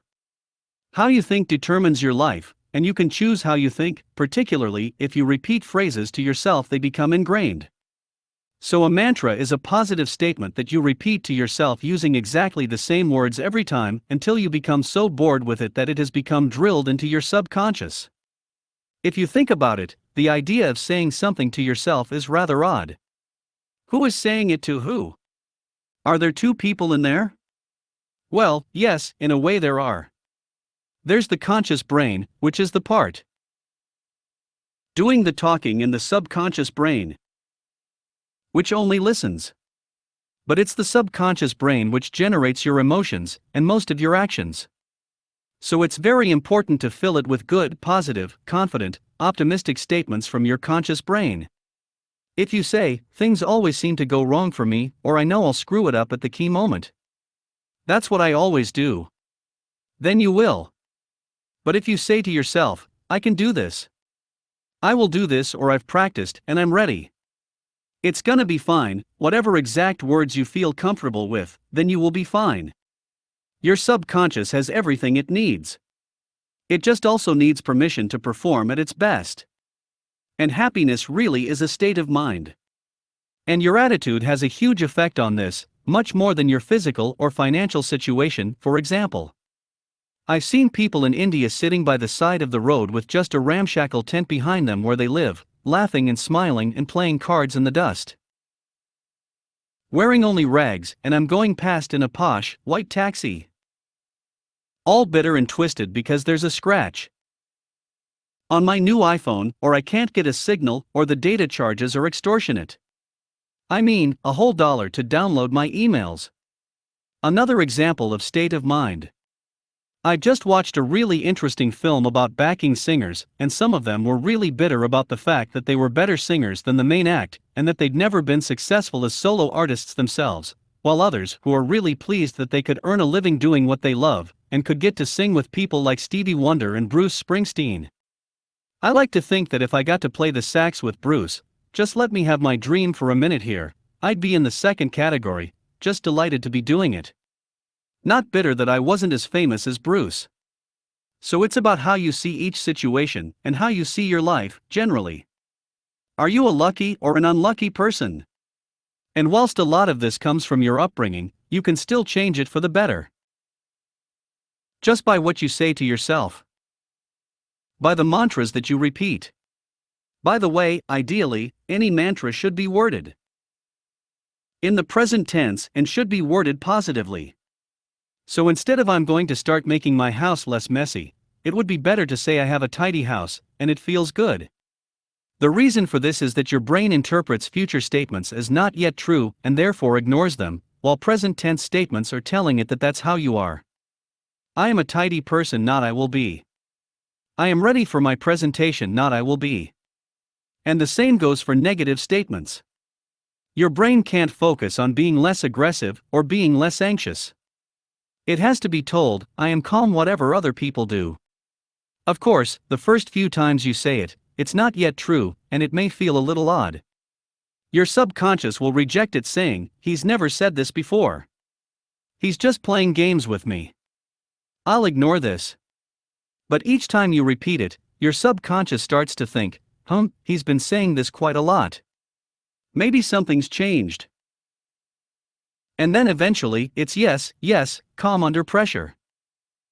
Looking forward to the presentation, to the conference. I know. And then you've won the battle. You've finally turned that supertanker in a new direction. So, what are gonna have as your first mantra? What is the area that you most want to change about yourself? What's your biggest fault, or what's the thing that you'd most like to be? Is calm, organized, decisive, good at having fun, persistent, creative? Whatever it is, make your first mantra today and start saying it, and within a few days, it'll feel natural, and you will have already changed yourself. This is a short video on a rather odd subject. Is it possible to have fun in any situation? Is it possible to make anything fun? Well, I think it is if you make the effort. Even the filming of these videos could have been difficult and scary and hard work, and actually I can tell you it's harder than it looks, but we've had some laughs while we've been doing it. And that's made the whole process enjoyable for everyone, at least as far as I know. So anyway, the question is, can you make even the chores more fun? Can you make buying food at the supermarket, or washing up, or hoovering, or painting a room fun? Well, yes, I think you can if you want to. For example, at the supermarket I quite like packing my grocery cart incredibly neatly, which I know is a bit nerdy, but it keeps me entertained. And I do sometimes rearrange the jars on the supermarket spice rack to spell out words, but I probably shouldn't be telling you that. Washing up can be done very fast, or while dancing to music, or you can savor the feel of those extra clean plates. Or spoil yourself by changing the water and having a new hot bowl of water halfway through. Or the hoovering, you could think of it as exercise and do it very vigorously. Or to music, hoovering to Led Zepp, now you're talking. You might want to wear headphones for that, by the way, laughs. Or you can see how quickly you can do a room. Or get a really nice hoover so you really enjoy the process. My dad's cleaner moves his old childhood teddy bear to somewhere different every time she does his house. It might be reading a book, or tucked up in his bed, or looking out the window. It could be anywhere in the house, which gives both her and him a laugh. And then there's painting a room, which can be very satisfying, especially if you do it with friends helping you. In Norway, where some of my relatives are from, when they have a big job to do, they invite a whole lot of friends around and have a sort of working party with food, etc. And everyone shares the work, which then takes very little time. And it feels good as you work as a team. They call it a dugnad. I did one once, where a friend of mine had just moved into a new house. And the back garden was just a tip full of rubble, really, and we cleared it all, did the lawn, put in the flowers and some trees, put up a shed and a fence. And then we all ate a meal together. And it felt great just to work on something worthwhile, and to be a team, and to see the finished result. And to help a friend. Also, it's nice to know that if you need the same kind of help, that they'll be there for you too. So, it's possible to make things fun if you get a bit creative, and that's this happiness tip. And to finish, as always, I just want you to think about what you dislike doing, and is there a way to make it more enjoyable? Perhaps even fun. This happiness video is about meditation, a subject that's been gathering popularity recently, but which is still quite secretive and, sorry for the pun, hard to get your head around. I'll try and explain what I know about it, and I hope it's helpful. I'll talk first about how you do it, and then about why you might want to do it. First, the how. You're going to sit silently and do nothing for 15 minutes. So the first thing you need is a room where you definitely won't get disturbed, and which is as quiet as possible. Obviously, you need to turn your phone off. And then you set an alarm for 15 minutes. Later, you might build it up to 30. Although I think if you do want to do more, it might be better to do 15 minutes first thing in the morning and another 15 in the evening. You then sit upright with your eyes shut on a reasonably hard chair. If you slump into a sofa, you'll probably fall asleep. You remain silent.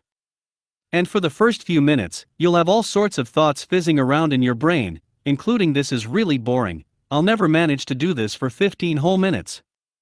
But just ignore those. Just let them go on until slowly they subside.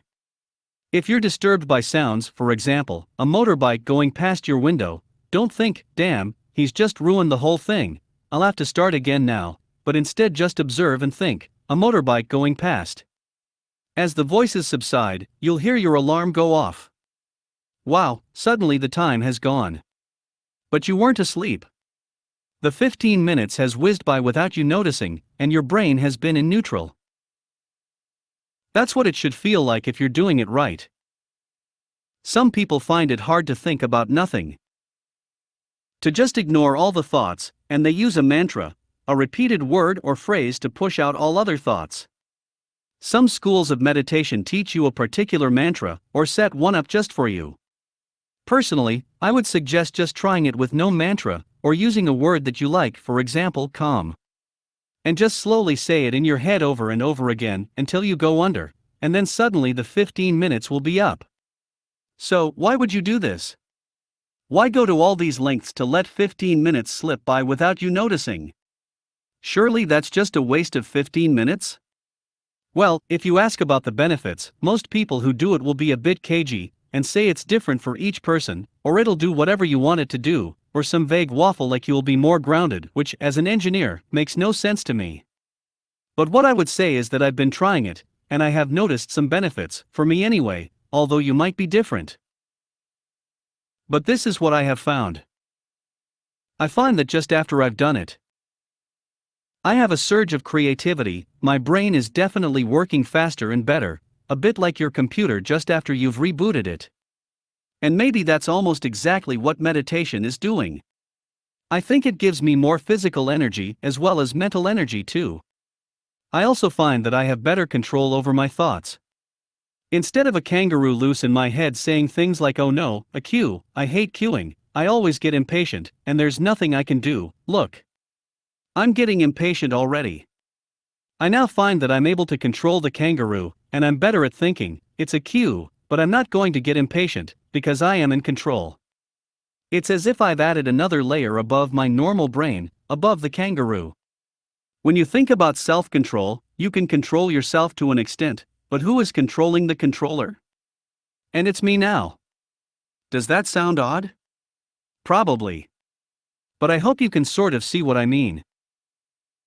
So, it's made me more patient, more self-disciplined, and better at focusing, all by just sitting there. By the way, just a final thought. I quite often don't meditate, using pathetic excuses like, "I don't have enough time."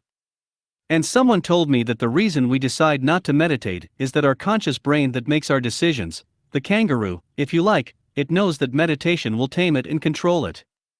So it tries every trick to stop you doing it. So, a bit like pulling yourself up by your bootstraps, you have to somehow make the initial effort to do it in order to develop the self-discipline to be able to keep doing it. Good luck with that. So, there you are, that's my take on meditation. And I would urge you to try it. It costs nothing. It may help in all sorts of ways. And you've got nothing to lose except for 15 minutes. Find a quiet place today and give it a go. This next happiness tip is about simplifying your living and working environment. Get rid of stuff and keep the rest nice and tidy. Whilst feng shui has some pretty strange stuff about putting things on the left and your toilet symbolizing money, so you lose money if you leave the seat up, there is also a lot of sense. It's just annoying and stressful if you can't find things. If you can't open the doors fully because of stuff behind them, or there's an empty coat hanger jangling on the back of the door. Your mind can only focus on one thing at a time, and half-finished jobs block your creativity. And stuff in your working environment is the same as unfinished items, and it pushes in on your mind, making it harder for you to think, harder to relax, and harder to be happy. People often say that they admit their desk is a bit untidy, but it's not putting stress on them.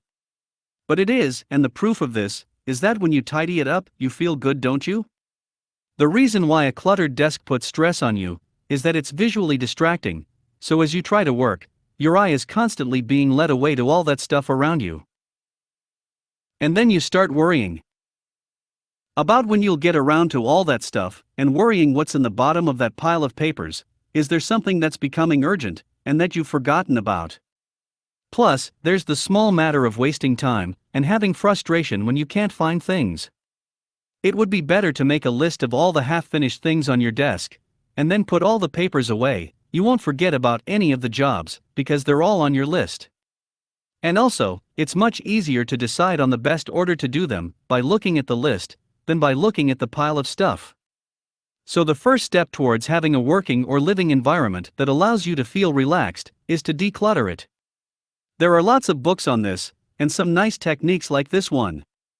Instead of looking along the shelves thinking, nope, I need that, nope, I can't throw that away either, try getting everything off the shelves. Or out of the cupboards, into one pile on the floor. All the shoes, or all the books, or all the beauty products in your bathroom. And then, looking for duplicates and also asking if you really need so many boots, or so many shampoos, or so many books on Italy. But in the end, you've somehow got to take the plunge and let go of that stuff. I personally find that I strongly resist throwing things away. You never know when you might need that wire, or that piece of wood, or those old spare keys to the motorbike that you had 15 years ago. But when I do finally throw some stuff away, I feel good as I do it. And I feel good afterwards when I've got more space and some clear surfaces. I found that selling it, rather than throwing it away, is a good incentive, maybe on eBay, or just in a car boot sale or yard sale. And since my daughter has become old enough, I give things to her to sell on eBay, and she keeps the money, which seems to be a good arrangement. A tip I have for getting rid of paper is to have a can't decide box. I have one of these under my desk, in between the bin and the filing box, and everything that I might need. But it's not a definite keep, goes in this middle box. In fact, 80% of my paper goes in this box. And then, when it's full, I throw the bottom half of it away. After all, it's been there for a month or so, and I haven't needed it, so out it goes. I used to look at it first, but now I don't even look at it, I just bin it. A version of this, that some people use in their attic, is to put everything in black bin bags and seal them up, and then, after a couple of years, any bags that haven't been opened are clearly not needed and can be thrown away. And if you're keeping things, say for your grandchildren, that's fine, but the other bags, the non-grandchildren bags, they are the ones that get dumped after 2 years. A very simple thing you can do to help the throwing away process is to buy some bins, one for each room, nice and large as well, so that it's very easy for you to put things aside, either for recycling, or giving to charity or eBay. Or, as a last resort, actually throwing away. So, declutter, it feels good during and after. What are you going to throw away today? Maybe put half an hour aside this evening and have a little purge, or set yourself the challenge of finding 10 things that you can get rid of. Continuing from the idea of getting rid of clutter, I'd like to cover something called compacting next. The idea of compacting is that if you don't put things into the system, then the system, which is your house full of stuff, will gradually empty. It saves you money, obviously, and also the time required for shopping. And as you gradually wear things out or use them up, your stock of items slowly reduces, giving you more space and a good feeling. And it's good for the planet too. Clearly, for consumable things like food or shampoo, it will be good to use up what you've got. Or for those weird old shampoos that have been sitting in your bathroom cupboard for years, you might rather throw them away or give them to someone else rather than use them, which is great too. If you didn't buy any clothes or shoes for, say, a year, you'd have to wear some of those things that you don't normally wear. Or perhaps have bought and never worn or only worn once. And then, when you have to wear them, you might either rediscover some great things, or you might find yourself thinking, actually, I don't like these, and then get rid of some of them, maybe donate them to charity. And even if you didn't throw away a single thing, you'd have at least saved money, and your total number of things hasn't increased. Buying new things is also surprisingly time-consuming. Think of the hassle of a new phone or a new car. Of course, you might be thinking, but I need my retail therapy. Going shopping is one of my main pleasures. But I would suggest that it only makes you temporarily happy until you get bored with that new handbag or sunglasses. And then you want the next one, the latest trendy one, the one that your friends or the TV celebrities have got. Buying things is only a temporary fix, and in the end it won't make you happy. You'll be happy half the time when you've recently got your new thing, and then unhappy half the time while you're wanting the next one. And overall you'll be unhappy as your house fills up with stuff. So instead of buying more stuff, rediscover what you've got. Wear old stuff, play old board games, eat food from your cupboards, watch an old film on DVD, listen to old music on CD or iPod.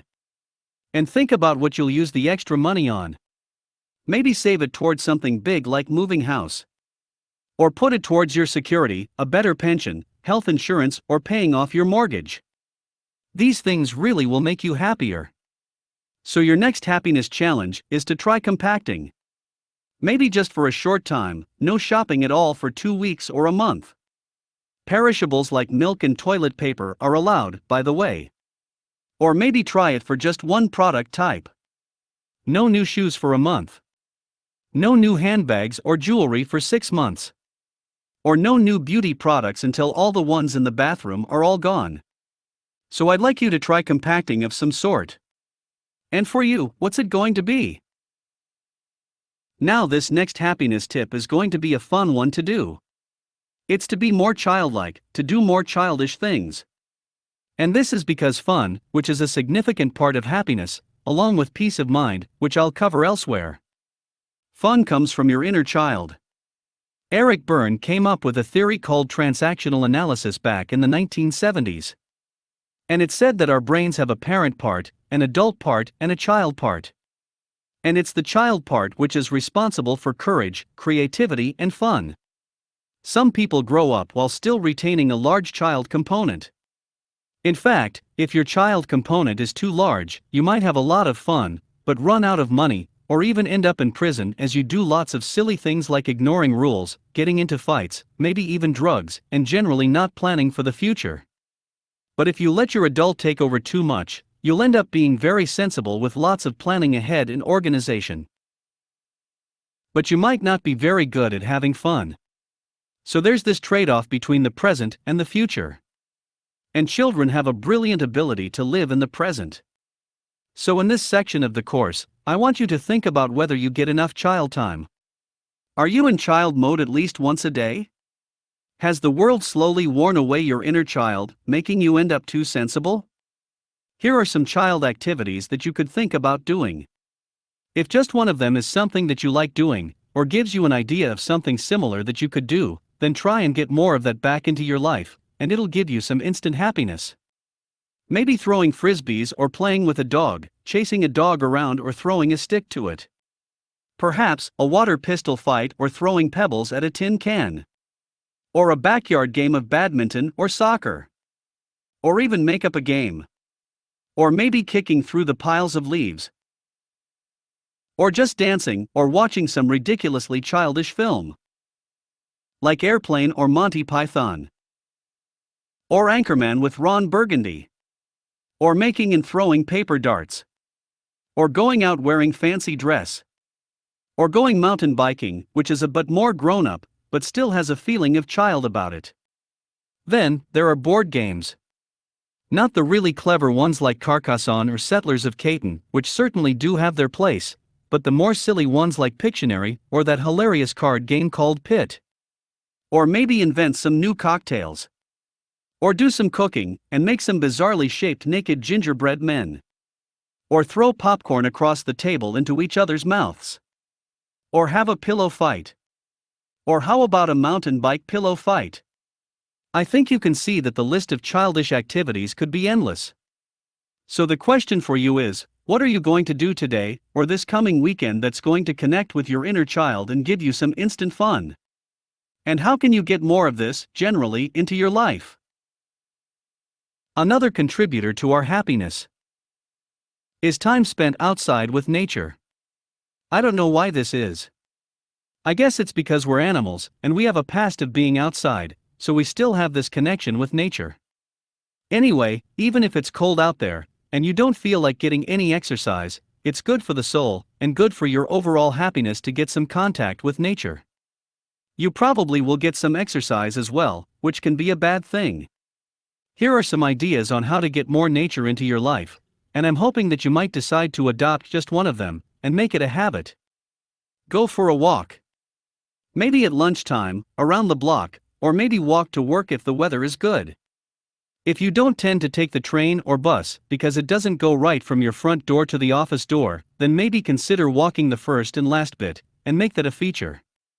Breathe in the air, and get the exercise.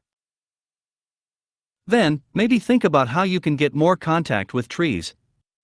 Only to look at, I don't mean actually hugging them, although you can if you want. Are there any lakes where you can go walking? There's something about water. Can you go on the occasional trip to the sea, or is there a viewpoint near you where you can walk up to, or even just go to and sit and look at? And of course, gardening. If you have a garden, that's a great way to get a bit more nature into your life.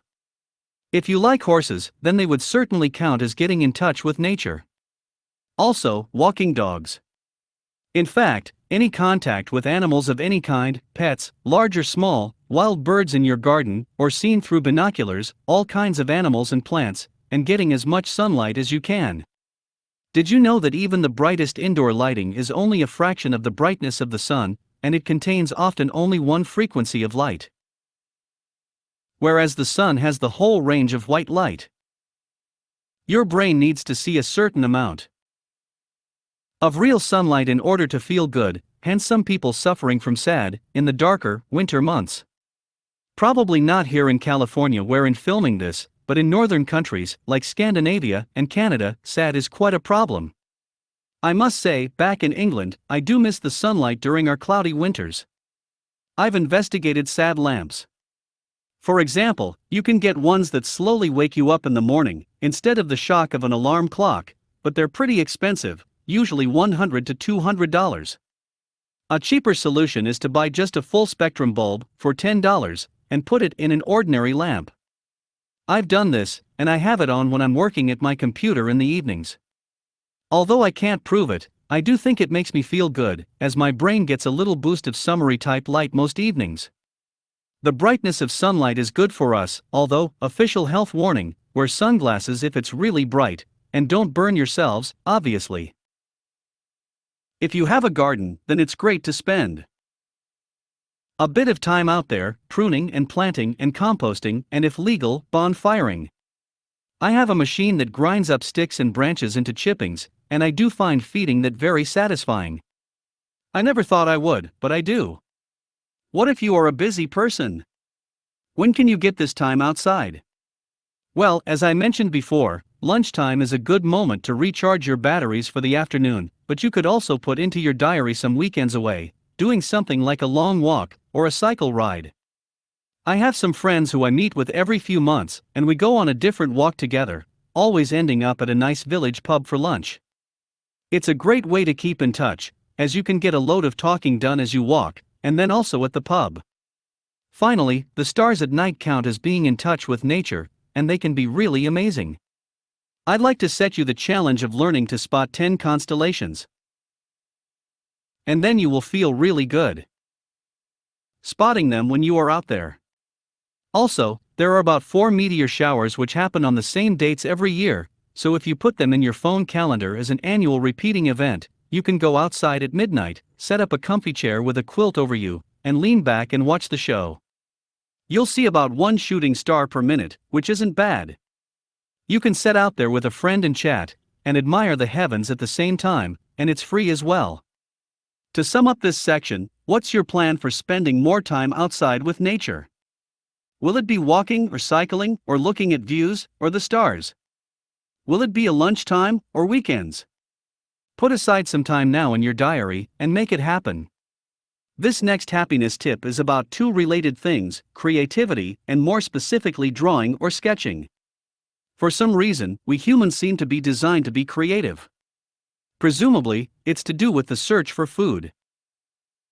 Or adapting to new environment. I don't know. But it's certainly something that we have within us. We feel great when we're making something. And also, we feel great when we finish it, and there it is. We even feel great every time we see the finished work from then on. Creative activities can be anything that you like doing, maybe drawing or painting, maybe playing music, maybe writing poetry. I'm particularly fascinated by haikus, those tiny 3-line Japanese poems which try to sum up an idea in the minimum form of just 17 syllables. Or it might be flower arranging, or garden design, or decorating your house, or any kind of DIY work, building a shed, an extension, even a whole house, maybe repairing or rebuilding a car or a motorcycle, or making pottery or sculpture, or writing a blog. And remember, it doesn't matter if you're any good or not. As long as you like it, that's the main thing. I've been recording my own songs for years now, originally on a 4-track tape machine. And then on a digital thing. And I might reveal some of them to the world one day. But the point is I do them for me, just for the satisfaction of having made them. But of course, if you find that you're actually rather good at something, for example, if the jewelry you make is attracting a lot of interest from your friends, you certainly could consider putting it out there to the world, and then you'd get extra happiness if people were buying it.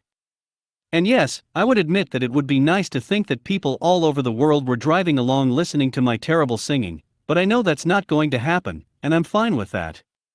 And then similarly, you mustn't let yourself get held back by the fact or maybe just your belief that you're not very good at something.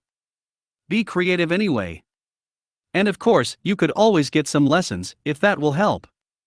Sometimes you need to get to a certain level of ability before you can really enjoy it. For some reason, I'm thinking pottery here. I think you do need to have some lessons before you can get started with pottery, and then maybe a few more to learn the basics of making great pots. But then, go for it and do it for yourself. So, I'd like you to ask yourself, what can I do more of? And what can I add to my life?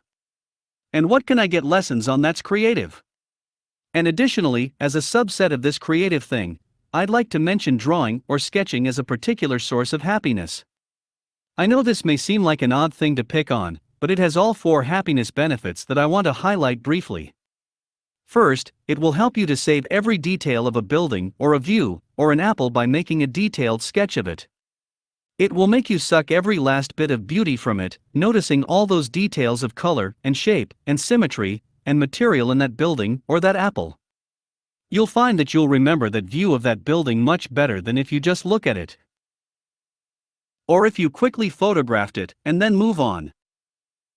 Photographing things is almost a substitute for looking closely at them. Drawing them is much better.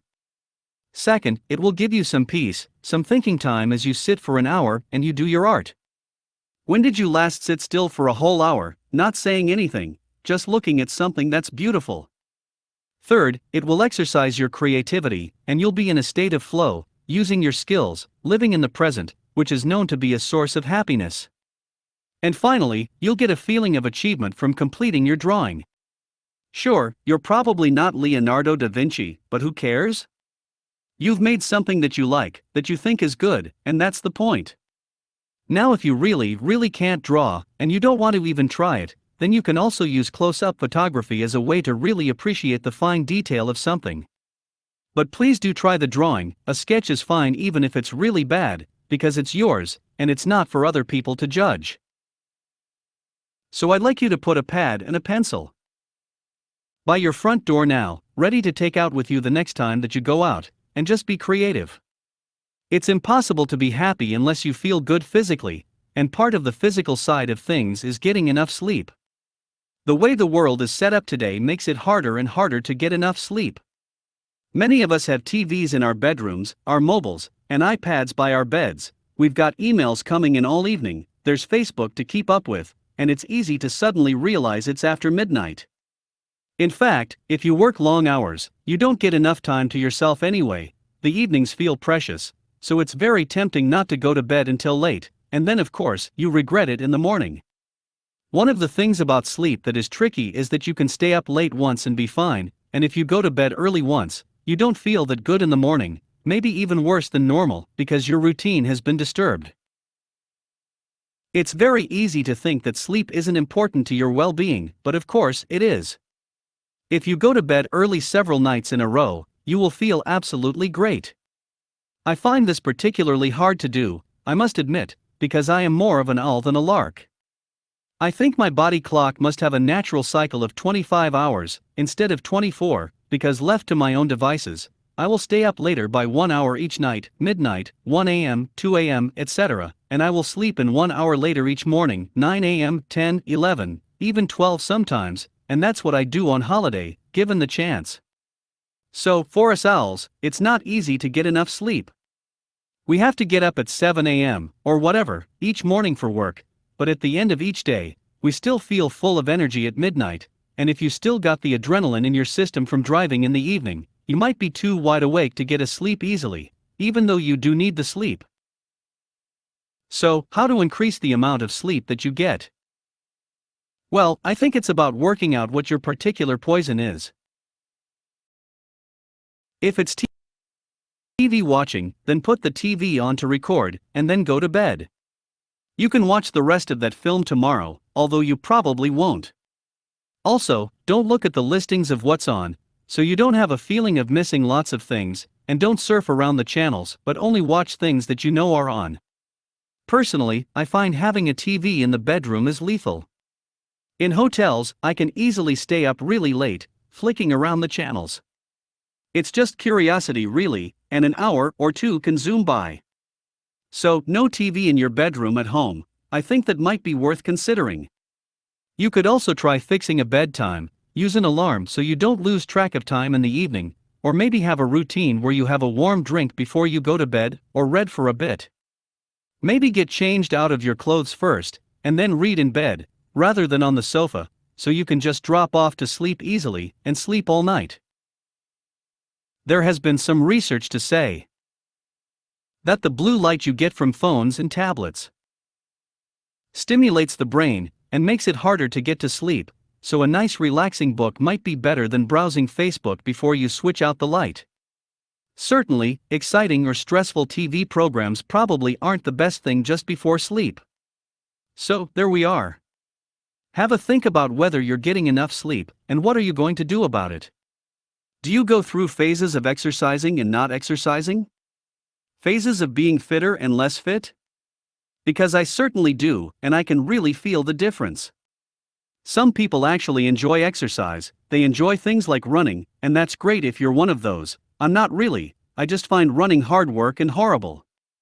But I do find that the day after I've had some exercise, I feel better physically and also better mentally. Also, when I've managed to do some exercise, I find myself less resistant to doing it again. So the thing is to get into the cycle of doing exercise and wanting to do more, rather than the cycle of not doing any exercise and then not wanting to do any. So the first thing is to find some kind of exercise that you enjoy. Personally, I really like cycling on a road. Cycling in the gym I hate, which is odd because it should be roughly the same, but I don't find it to be, personally. I also like doing weights, which doesn't look like fun when you see people doing it, but if you've never tried weights then I would certainly recommend that you try it. It just might be the thing for you. I think the biggest barrier to doing exercise is finding the time, or rather finding a convenient time and place in the day to do it. In the morning I'm still half asleep and feeling feeble. Lunch is only a short time and I'm in my suit, and after work I'm tired, I want my dinner. And in the winter it's cold and dark outside. But true though all these things are, it's really important to find a way around them. Can you get into the habit of doing a walk or a jog before breakfast? Or a quick trip to the gym at lunchtime? Or can you cycle to work? At least when the weather is good. In order to help you get more exercise, here are my top 6 tips. Number 1, do the exercise with someone else. Visit the gym at lunchtime together, go running together in the early morning or evening, maybe join a running group. Moral support helps hugely, and it makes it harder for you to decide not to bother. Also, the social aspect makes it much more enjoyable to do. Number 2, pay upfront so you're committed. Pay for your gym membership upfront. Maybe combine this idea with the first one and agree with your friends that anyone who doesn't turn up will have to pay a fine. Even just a couple of dollars is enough to mess with your mind, and you'll make sure that you don't miss it. Number 3, get really nice equipment. Some nice comfortable shoes, a tennis racket that feels really good to use, maybe an outfit that you look great in. This is both a financial commitment, but also will make the whole process more enjoyable. Number 4, the power of music. Make a playlist of songs that are the right speed and suitably bouncy and go running with music. Similarly, lifting weights with music makes it much more enjoyable, and also makes you go for it more. By the way, cycling in the gym to loud music in your headphones would be good, but probably not safe out on the road. Number 5, measure yourself. Keep a log of how often you go, how fast you run or cycle, how much weight you lift. It's good to see your progress, and you'll feel bad if you miss a session, and have a gap in your chart, and you'll want to beat your personal best. There are lots of apps you can use for this, with new ones coming out all the time that can track your route, your times along the way, your total energy expended, your heart rate, everything you might want to know. So if you're a record-keeping sort of person, you should definitely get one of those apps on your phone. And finally, number 6. Try new forms of exercise. Racquetball is a really fun version of squash. And instead of tennis you could try soft tennis, or beach tennis or paddle. I think they're all different to each other. Also, I'd really recommend fencing, which is brilliant fun. The people who do it are always friendly, so you can just go along and try it. It's not expensive, and you don't have to be particularly fit or strong to enjoy it. And I mentioned weights already. If you haven't tried them, then again do have a go, but get someone to show you how to do it correctly, and only with light ones to start with. So there we are. There are some thoughts about exercise. It's certainly an important part of overall happiness in life, and the question I'd like you to think about now is, however much exercise you already get, how can you get more into the routine of your daily life? Since relationships with people are the biggest source of happiness, way more important than material things, for example, I'm going to spend a bit of time on the subject of your friends. In order to spend more happy time with your friends, there are 3 main actions to be done: getting rid of friends who don't make you happy anymore, getting back in touch with friends who you've neglected, and spending more time with the friends who you do already spend some time with. So, to start with, let's think about the question, who should I spend less time with?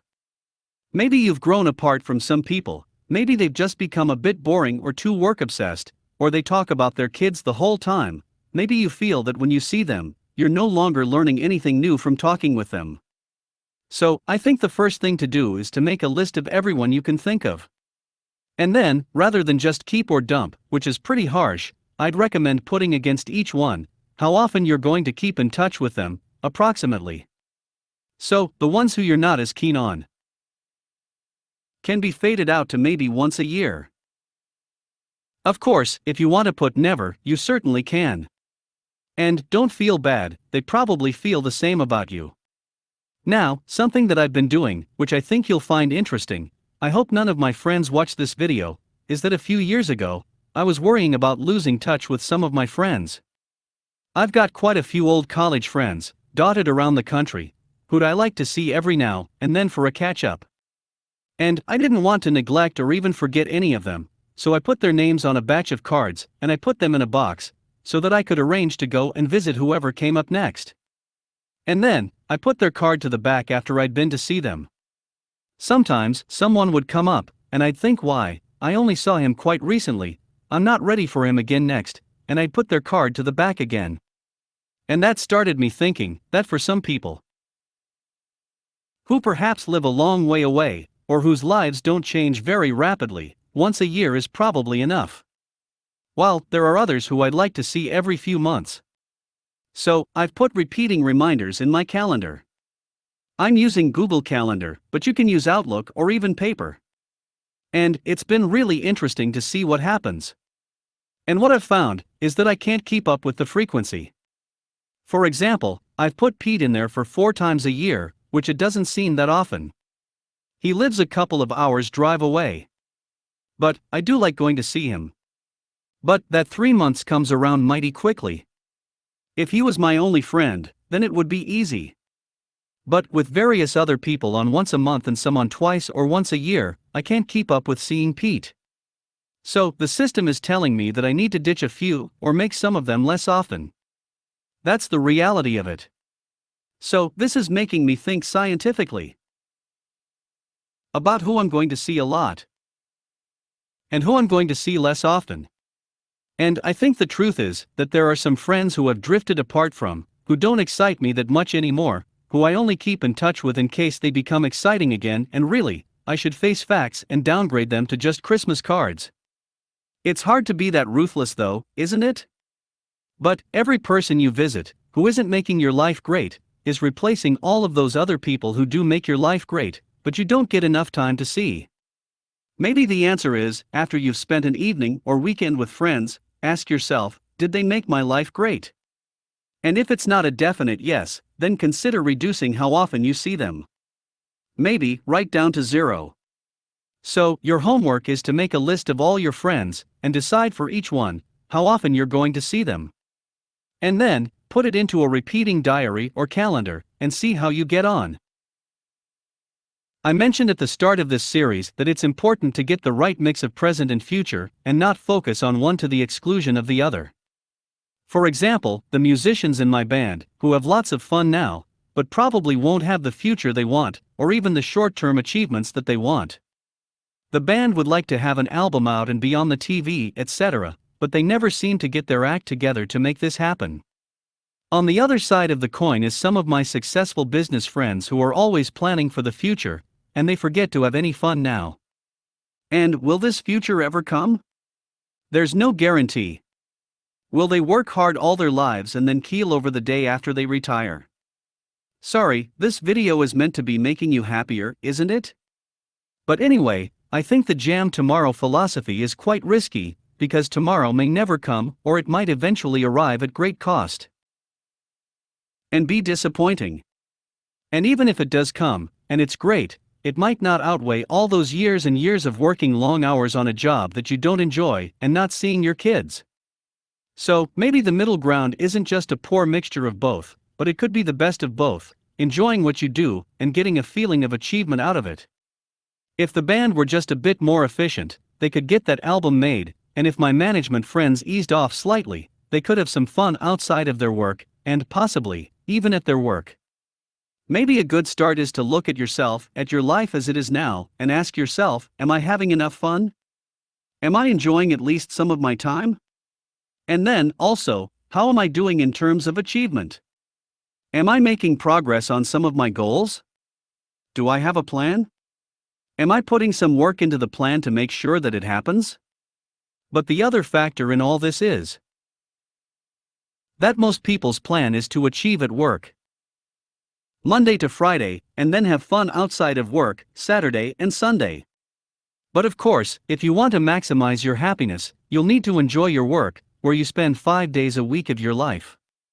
And also, it would be good to get a sense of achievement from the things that you're doing in your personal life. You don't have to be famous, just whatever you want to achieve. Maybe it's to have 100 types of fuchsia growing in your greenhouse, or to have stood on all the highest mountains in Scotland, whatever it is that you want to do. So, I want you to think now about whether you're having enough fun at work and at home, and also are you achieving enough at work and outside work? This would be paying particular attention to the questions: am I enjoying my work enough, and am I achieving enough in my personal life outside work? And if not, set some goals and actually write them down for each of these 4 areas. Enjoy and achieve at home and at work. In this video, I'd like to talk about keeping in touch with friends. Friends are a huge source of happiness, particularly old friends, because they make you feel young again as you regress to your childhood or your college days. There's no substitute for that feeling of trust that's been built up over the years and all those shared memories. I remember when Friends Reunited first came out. It was a forerunner of Facebook designed to allow you to track down old school friends from years ago, and it was fascinating to see what had become of everyone. And I did get back in touch with some of them, and now with Facebook, I keep in touch with lots of old friends. Some people say Facebook aren't real friends, but I would say that they're just a different type of friend. It's just another way to keep in touch with people. And then, when you do get around to actually seeing them, because you've kept in contact on Facebook, it's just great to see them, like they've never been away. So happiness comes from friends, and the more people and the more often you can see them, the better. And perhaps less obviously, success also comes from friends. Research has shown that the more contact people have, the more money they make. There's quite a close correlation, and you can probably think of all sorts of reasons why this might be the case. So in general, it's a good idea to keep in touch with as many people as you can, even if you don't see them that often. Who knows when that person will move nearer to where you live, or will be able to put you in touch with someone who wants to offer you a job or reach out to you and make you happy in some unexpected way. So if in doubt, keep in contact with everyone. Christmas cards are another way to keep in touch, and again, I think it's worth having a list that you use each year. Because I'm a bit sad, I have a spreadsheet, and each year, I start a new column, and I tick off who I've sent cards to. I can look at the columns and see who's dropped off and see if I want to reinstate them. And I can see which new people have appeared. I probably should keep tracks of cards received against cards sent, but I haven't gotten around to that. I must confess, but my Christmas card spreadsheet does mean that I don't forget those people who are living abroad, or who have been away, and even if a few years slip by, it's still great when I see them again. In another video, I mentioned having a system where you get reminded about people you haven't seen for a while. It could be an app on your phone, or repeating dates in your calendar, or just simple physical cards with people's names on, and if you put each person to the back when you've met up with them, you can then see who's at the front, and this is the person who you haven't seen for the longest time. So maybe it's time to contact them and suggest meeting up. And if you find yourself sneakily putting that person to the back, then maybe they should be taken out of the deck. So your task for today, and I hope you'll find it a fun one, is to make a list of all of the people who you like and contact one of them now, and also make a friends rotating file, either physical or on your computer, in order to maximize the number of friends who you keep in touch with. I find that quite often I have a great evening out with some friends, and we all say we must do this more often, and then we don't get around to it again for ages. Now, maybe they are almost lying to me in order to be polite, but no, I don't think it's that. I think we just get too busy and nobody takes the lead, and it just doesn't get organized. So, I'd like to suggest that you be the one who organizes the night out with your friends, and the advantage of this is that you can pick who you invite. You could even have a list of the various groupings of friends, the various combinations that meet up from time to time. And make sure that you get each of them to happen. And what would be the format? Well, it could be a boys' night or girls' night out, or mixed, or with partners. You could have a meal, either at a restaurant or at each other's house. And it could just be a takeaway if you don't want to cook. Or you could go night clubbing or dancing, whatever it is called these days, but there is no doubt that jumping around to loud music is a great source of happiness, to me at least. Or, maybe you'd rather go and see a band, jazz or rock or whatever you like. Maybe even go to the theater now and then, if you're posh. Or see a film together. By the way, if your friends are inefficient like mine, and don't have their diaries with them or their phones, a good way to organize the next event is to use some sort of availability sharing software like Doodle.com, where you just put the dates that you can do and each person gets to see a table of who can do which dates, so it's easy to find which date everyone can make. So, you might have a poetry club group, a film watching group where you also meet up for food or drink afterwards and discuss it, or a band watching group, or maybe a book group where you meet up and discuss what you've been reading recently, recommend books ideally, or read the same one and then discuss it before having a drink and some food, obviously. This does require a bit of your time, both for the organizing and then the actual evening out with your friends. It's so easy to get swamped by all the hassle of daily life and not get around to it, like I mentioned with my curry friends just now. But this is so important. Your friends are probably the biggest source of happiness in your whole life. So it's vital to have a system and to put some time aside. Whether it's a repeating reminder in your calendar, or you actually put a block of time aside in your calendar well in advance to organize it, or you pre-book the venue ahead for a whole run of dates, whatever system works for you. But you must find a way. Otherwise, your life can slip by. A few years can pass and you'll suddenly think, hang on. I've been forgetting to do the things that really matter. So, which groups of friends are you going to invite and to what? Make a plan and invite the first ones today. This next happiness idea is a really good one because it's about helping other people as well as yourself. The idea is that if you help other people, then you get to feel good while you're doing it, and you get satisfaction afterwards to see that you've made a difference, and there's also a chance that they'll return the favor and help you in some way at some point. Only good things can come from it. Especially if you honestly do the best you can with no thought of any reward. So, the question is, who can you help and how? Well, there are 3 levels of giving a bit back. The first is to just send some money, and although it's only my first level, it's still a lot better than nothing. In a recent experiment, it was discovered that people experience a greater increase in their happiness if they spend money on someone else than they do if they spend it on themselves. And the amount of happiness is not related to the amount that you give. So, giving a smallish amount quite often is the best way to maximize your happiness by this method. And I would add that if it becomes routine, it probably doesn't work as well. So, maybe pick a different charity every time, or vary who you give it to, so that it's a conscious decision every time. The second level is to give some of your time.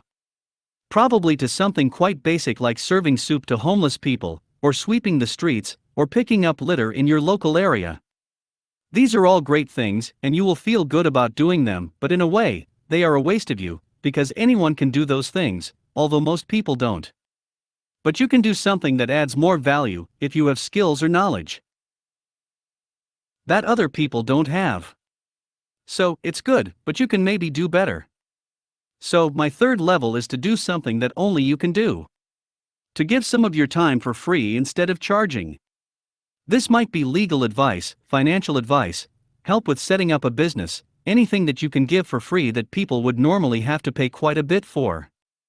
Providing you're not fully booked and turning work away, then it doesn't cost you anything, and you give the time for free. And you can really make a difference to someone else, or perhaps to a group of people. Imagine if some business advice from you was able to change a young person's life forever.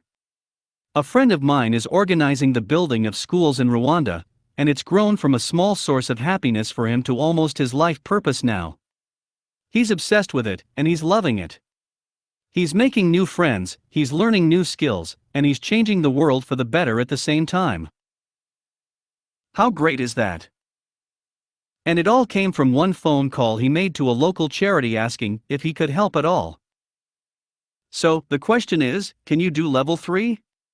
Can you give some of your time doing something that you are especially good at, or skilled at, and who could you do this for? And if not, can you at least offer to help out with some of your time doing anything for a local charity? Once you're in there, you'll probably spot ways that you can add value for them.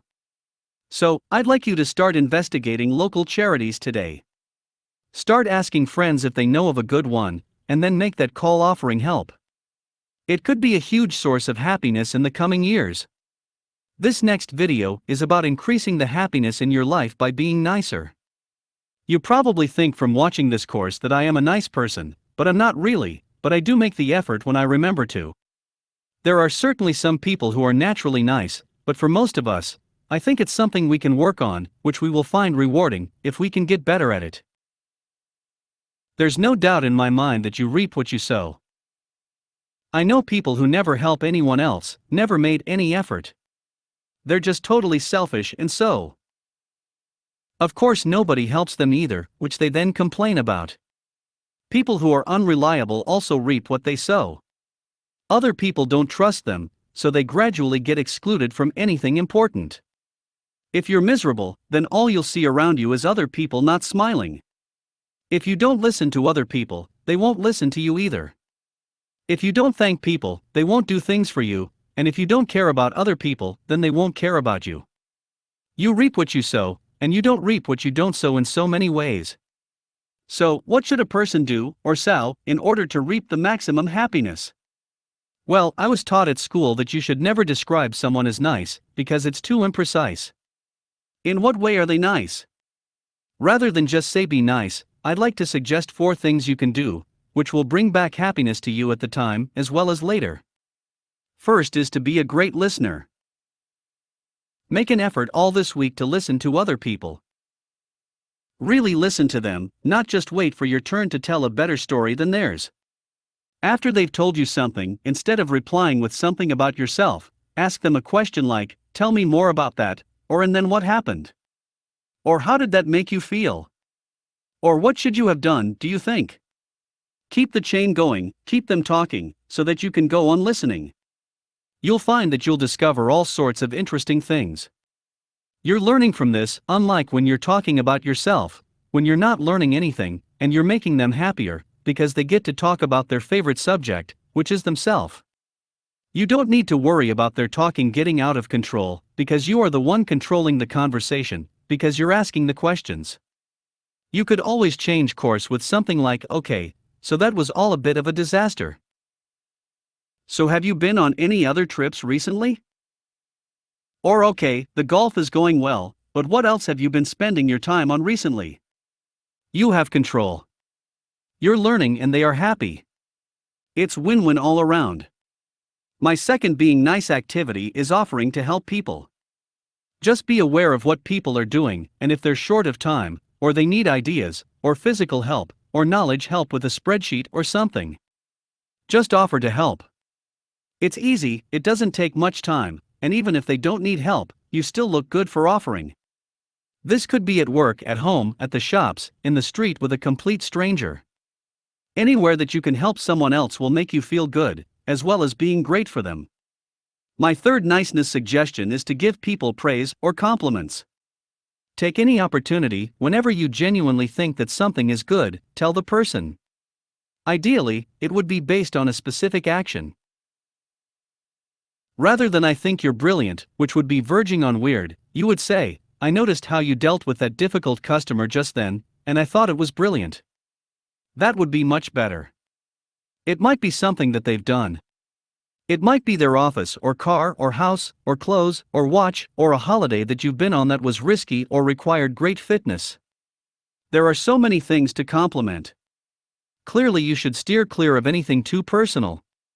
Increasingly, it's not appropriate to comment on someone's appearance these days, although it might be appropriate if they've lost weight or got a different hairstyle, and if you know them quite well, but you can't go wrong with complimenting someone's work achievement, or their children's achievements, or their nice new car.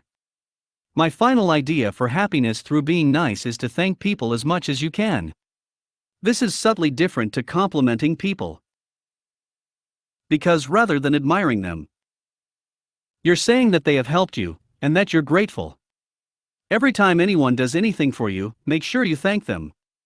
If you have people working for you, make sure that you know enough about what they're doing, so that you can thank them at least once a week for something real that they've done. You would think that every boss would thank their people.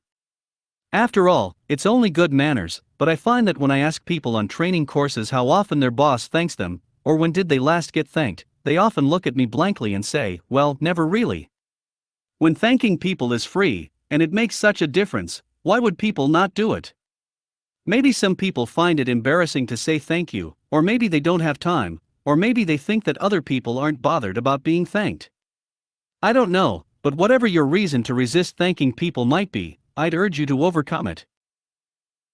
Even if your partner has cooked you supper every day for 50 years, you should still thank them for it every time. It's just a little bit more happiness brought into your day and theirs. So there we are, be a great listener, offer to help people, compliment them, and thank them, and we all get happier. Which of the four are you going to focus on today, and who are you going to be nicer to? A few years ago, I read a great book by Tim Galway called The Inner Game of Tennis. It's easy to find on Amazon, and you can even get it secondhand if you want to save some money. But whatever you pay, it'll be a bargain because it's brilliant, and I want to tell you about one particular thing I read in this little book that changed my life, so here we go. In the book, he explains that there are only 3 reasons to play tennis or learn an instrument like the saxophone, or to do anything really, and 2 of these reasons are false. The first reason to do something and to try to become good at something is competition, to beat other people. You might want to get better at tennis in order to beat others, and it does feel good to win a match, so you might think that that is a route to increasing your happiness, but you'd be wrong because you'll never beat everyone, and if you win only 50% of your matches, you might come out with an overall feeling of unhappiness, unless you pick on weak opponents of course, then you could win all your matches, but then where's the achievement? It's like kids cheating to win, what's the point?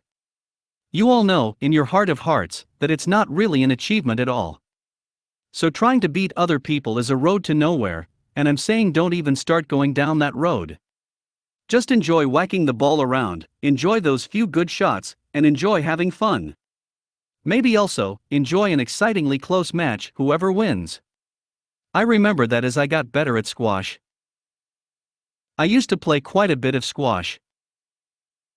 And I became quite good. I could no longer have a fun game with my friends anymore, and I moved into playing serious matches where it all got a bit stressful, and I was in the top box at the club and everyone was scarily good, and I lost most of my matches in the top box, and it just wasn't fun like it used to be. So forget competition in tennis, squash, houses, second houses, kids, definitely kids, cookery, lawn mowers. A friend of mine just got this great big ride on lawn mower, cars, earnings, whatever. Believe me, it's a road to nowhere and there's no point in even going down it. The second reason for doing something, for trying to get better at something, is mastery, to try to master it. But if you play tennis with the intention of mastering it, then you'll never be happy because however many lessons you have, you'll never succeed in mastering it. Even Roger Federer, probably the greatest player of all time, hasn't completely mastered tennis. Sorry Roger, but you know it's true. There's always one more shot to learn, one more angle that's slightly more difficult. He works every day on improving, but he still can't do every shot, and he never will. Is he unhappy about the shots he can't reliably achieve? Well, I hope not. It's tricky because he does need to have the urge to improve in order to be the best, but he mustn't let it make him feel unhappy to the point where he no longer enjoys the game.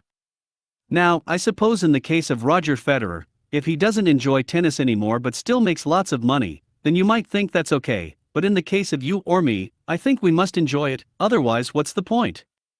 And I do hope that Roger does still enjoy playing. He doesn't need the money, and he certainly proved himself, so I'd like to think that he's having some fun now. It seems much more important to enjoy doing it than how good you are at it, and that's the third reason to play tennis. Or the saxophone or whatever, to do anything in life, to enjoy the shots, to enjoy hitting the right note.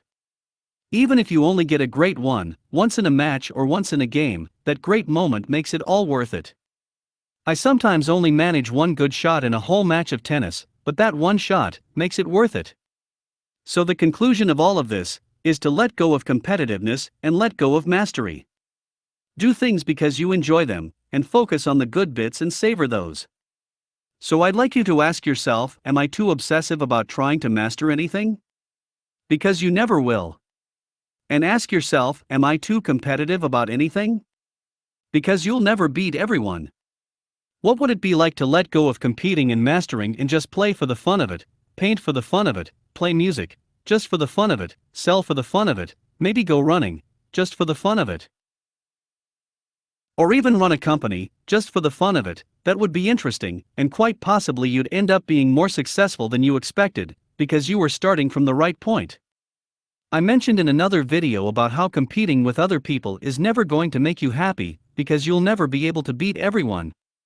And in this video, I just want to take that idea one step further, and say that comparing yourself with others is also a bad idea. It's a bit like competing, but it's different because the other person doesn't even know you're doing it. The problem is that we can't really evaluate anything unless we've got something to compare it with. Is a sheep a big or a small animal? Well, it depends if you stand it next to a horse or a guinea pig. Is $100 a lot of money? Well, not for a car, but it is for an ice cream. So, how about your earnings? Are they big or small? Should you be happy with them? Well, one way is to compare them with those of other people. And what about your house? Is it a good house? It's very tempting to compare it with the houses of your friends, isn't it? But doing this is a really bad idea. Because you'll struggle to have a better house than all of your friends. Especially if you associate with successful people, which is generally a good thing to do. You certainly don't want to associate with a bunch of losers just so you can feel good about yourself. I think most of us probably associate with people similar to ourselves, which is great. But it does mean that if we get into comparing, then we're going to come out badly half the time. A much more sustainable route is to tell yourself, and to really believe that you are happy with house or whatever it might be. Yours is perfect for you, you've got it just the way you like it. Other people may want a different type of house. But yours is just right for you. If they want white carpets or a massive TV, then that's great for them, and you're glad they're happy. But yours is right for you. A friend of mine has an amazing house. It's huge and made mostly out of glass. 99% of people would dream of a house like that. But I discovered that he's not happy because his brother lives in a much bigger one. And I'm thinking, he should compare himself with me, not his brother. My house is much smaller, that would make him happy. Why does he pick on the one person who can make him feel inadequate to compare himself with? Isn't that just like human nature? If only we could learn the lesson that you can never be as good, as rich, as happy, or as successful as everyone else. But we can still be okay. And also, I have to tell you that other people lie. Maybe not in a sinister way, but they tidy up their house before you visit. They only tell you the good things that their kids have done, and they put only the best holiday photos on Facebook. Even your own photos from the past were the best bits, the sunny days, the holidays, the few pictures of you looking good. You can even jealous of yourself. So, happiness comes from not comparing. Stop worrying about other people and what they're doing. Focus on what works for you. You are you, and it's okay to just be you. I once met Eddie Lockjaw Davis, one of the greatest tenor sax players ever, and one of my idols, famous for his rasping tone, and the fact that he plays all his solos with his eyes open, and he told me that he prefers playing pool to playing the sax. He said he was bored with the sax. He just plays it because people want him to. I thought that was really sad, but he's getting lots of enjoyment, happiness really, from playing pool. Why would this be? Could it be that he's not learning anything new on the sax now? He's pretty much mastered it, or at least the improvements are getting smaller and smaller now. Whereas his improvements at pool are moving on really fast. An hour on the sax or an hour on the pool table. If learning is what drives you, then the pool playing will give you more happiness if you're ready. As I mentioned in another video, don't learn pool in order to beat other people, or to master it 100%, but enjoy the process of learning about it, and being able to make enjoyable shots. Leaving aside the fact that Eddie Lockjaw Davis brings much more happiness to me by playing the sax than he does playing pool. If he wants to maximize his happiness, he should dabble in pool as well as playing the sax. Play the saxophone occasionally, sure, and enjoy making the crowd happy. But also dabble in lots of things that you're not very good at. Even if you get more happiness from being good at something, and I'm not entirely sure if that's true, there are diminishing returns. Getting up from 80% to 90% takes a lot of effort, during which you could be messing around at 30% on something else and pulling in a whole lot more happiness. You might improve from 30% to 50%, or you might just stay at 30% but enjoy it. Either way, it's better than trying to get to that elusive 100% on the thing that you're best at. My son was saying to me the other day that he regrets not playing tennis more seriously at school. He's 25 now and looking back and thinking that he could have been really pretty good if he'd applied himself. But I'm thinking he wouldn't have been world champion. Yes, he might have been the best player in the club maybe, or certainly a player who could be proud of how good he was, but at what cost? The opportunity cost of all that time that he spent on the beach with his friends, and chatting up girls in bars. And going mountain biking with me. In that alternative universe where he focused on tennis. Would he have been happier? We'll never know, but I certainly don't think he should regret a thing. The perhaps surprising conclusion of this video is that you'll get more happiness by dabbling in lots of things rather than spending all your time getting really good at one thing. Whack a tennis ball around and then go and blow a sax and then paint a painting. That's much better than having loads of tennis lessons to the exclusion of everything else and still not being able to beat everyone. Take some courses on photography or recording your own music, or learn about art or meditation or futures dealing, or maybe painting, dancing, badminton, pottery, poetry writing, whatever you fancy, and enjoy the feeling of learning about lots of things. The only question is, what am I already good enough at? And then what else could I take up and dabble in? If you think about what it is that you like about your job, as well as the people you work with, there will probably be something about variety and challenge. The fact that you're moving forwards and learning new things. In fact, if you think about it, how long could you do a job for that was easy and which you were good at, and the pay was okay, but you weren't learning anything new? Maybe 6 months, maybe a year or two at the most. Years ago, as part of my engineering apprenticeship, I worked in a machine shop for 6 weeks making washers to go into some part of the helicopters that we made. And each day of those 6 weeks, I would make about 1,000 washers on my lathe. For the first few days, it was quite fun. And then, for the following week, it was still okay, because I was good at it, and also I felt I was still improving. But then, it became boring. And I started to entertain myself by seeing how fast I could make them, and putting the finished washers into pyramids and other patterns and calculating how many more washers I'd make before coffee time. But after a few weeks, I'd run out of games to invent. And it started to drive me mad. And by the time I reached the end of the 6 weeks, I was climbing the walls. I was utterly desperate to get out of there. Of course, it was a good learning experience for me. And the guys who do jobs like that really get my respect now. But for me, and I guess for you who are watching this video, in fact, because you're watching it, learning is a big deal. We go mad if we don't feel that we're learning something new. We get bored, and also, we feel that we're wasting our days away. We are learning creatures, it's what we're designed to do, and it makes us happy. It's interesting to see that people who don't get fulfillment from their work often get it from things that they do outside of work. I've known quite a few people in relatively menial jobs who do amazing things outside of their work. Charity, organizing kids' football teams, amateur theater, rebuilding cars and motorcycles, getting involved in local politics, etc.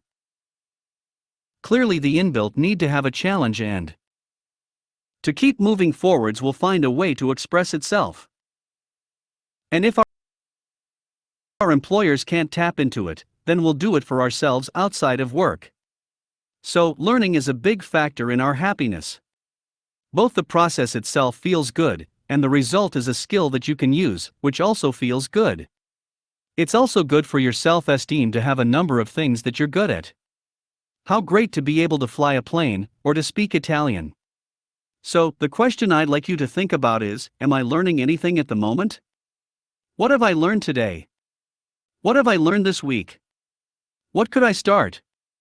Am I learning at work, and if not, what new part of my work can I volunteer for? And in your personal life, do you have any projects that are causing you to learn new things? Could you at least sign up for a course or two? And obviously, if you're short of ideas, you can always surf around the hundreds of other videos on this site and see what appeals to you. Start your learning plan right away.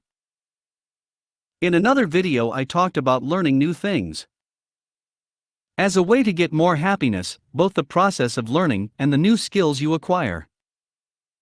But oddly, I do sometimes avoid learning new things. Laziness makes me think I can't face it. Oh, I don't have the energy right now, or I'll just stay in my comfort zone. But then when I do take the plunge and go windsurfing or taking those skiing lessons or go on that negotiation skills training course, I love it, and it's the best thing I've done for ages. In the book The Road Less Traveled, which is one of my favorite books of all time, you have to read it, Scott Peck says that laziness is the biggest evil of all. He writes that laziness is the biggest cause of unhappiness, the root cause of most problems, and most of the deadly sins like greed, envy, selfishness, etc. But if you can overcome the natural laziness that we all have and force yourself out of your comfort zone every now and then, it'll increase your happiness. Because activities like rock climbing or skydiving are scary, they pull us right into the moment. We forget all our worries about the future, all our regrets of the past, all the trivial stresses of our suburban lives, and we focus totally on the next piece of rock that we're reaching for, and that focus on the now, sometimes known as flow, is where happiness lies. So, you'll get a buzz at the time, and then you'll also get a feeling of achievement and contentment afterwards as you put your feet up on the sofa and you think, phew, I survived that, and it was great. You appreciate the comfort of the sofa after a long cycle ride. You appreciate having your feet on the ground after the parachute jump, and you appreciate the warmth of the log fire after the ski trip. So all the small pleasures that we take for granted are made sharper by having been out of our comfort zone for a short period. So the question is, what can you do to come out of your comfort zone? What do you avoid or dread normally? Maybe caving or heights or water or the dark. Or, what do you like doing but you could maybe take it one step further? A higher mountain, a faster ski run, a longer canoe trip, a bigger conference speech, or a bigger customer. And it's fine if your personal challenges are just small things that will just give you a bit of a buzz. I'm plucking up courage to go on a Segway, which I think will probably be easy. And also one of those standing up paddle boards, which I think might be harder than they look. But the more little moments of challenge and excitement that you can get into your life, the better. I've been thinking about the fact that in order to be happy, we need a certain amount of challenge and excitement in our lives. But we also need a feeling of security. Sort of like building an exciting high building, but on secure foundations. But what does this mean in terms of how we live our lives? Maybe the foundations are financial security and a trusting and happy family life. Whether it's with or without spouses or kids. A home where we can feel safe, with no hassle and problems. And then on top of this we can build a skyscraper of action holidays, dangerous sports, ambitious work, risky careers, etc. So I think maybe the answer is to have a secure home life and a challenging work life. Or maybe the reverse. An easy, safe job that earns you a living. And an exciting personal life. That could work. I think it might be too much to have a crazy job and a crazy personal life. Although, if you're up to that, then good luck to you. Or maybe you could have a mixture within both. Your home life could be secure but with some exciting holidays. And your work could be secure but with some exciting projects. Certainly, you don't want both work and home to be safe and boring. Laziness could cause this to happen, and in the short term it would be easy. But it would not be a satisfying way to live your life, in the long run. If you think of it as a continuum, from bored through to enjoying, and then on to achieving, and then on to overstressed. Then happiness is to be found in the middle too. And it's your decision, whether you'd rather your life was mainly in the lower stress enjoying section, or the higher stress achieving section. So in order to think about this, I'd like you to rate your work and your home life. For where they are from boring through secure, to enjoying and exciting all the way to stressful. And then see what kind of a mix you have. Clearly, if either work or home are too boring or overstressed, then that's a problem. But I would suggest additionally that you don't want both to be safe but unexciting. And you might not want both to be exciting to the point where you have nowhere to just relax. So then you can think about what may need to be done. Can one of them be made more exciting? Or perhaps, does one of them need to be made more secure and less stressful? Can you get both your home and your work life into this middle zone? The first minute of your day sets the tone, and most of us hear the alarm clock go off and we think to ourselves, oh no, is it that time already? And the bed is so comfortable. How I hate getting up. But this isn't a very positive mindset for starting your day, is it? What if you leapt out of bed saying, oh, I feel great today? Let's get started. Before you get a chance to even think, get out of bed and tell yourself you feel great. Say that the day is going to be great, you're really looking forward to all it will bring, and say it out loud, if you can, and you will find that you really can fool yourself. Your subconscious, which generates your emotions, does what you tell it. If your habit is to always feel bad when you wake up, that's what it will do for you the next time your alarm clock goes off. And as you plod to the bathroom, you're telling it to generate negative feelings, which it will do for you. But if you leap out of bed, making positive noises, you're telling it that something has changed, and that from now on, you want positive feelings when the alarm clock goes off, and it will do this for you instead. If your body language is positive as you walk to the bathroom, you'll fool your subconscious a bit more. There's no catch to this, it works and it's free, so please do try it. It really is all in the mind, and we know that. Because if you're getting up at 5 a.m. to drive to the airport to go on your holidays, you feel great, don't you? You're wide awake straight away, and you're feeling good. So the potential to do this every day is already within you. By the way, you have to believe what you're saying.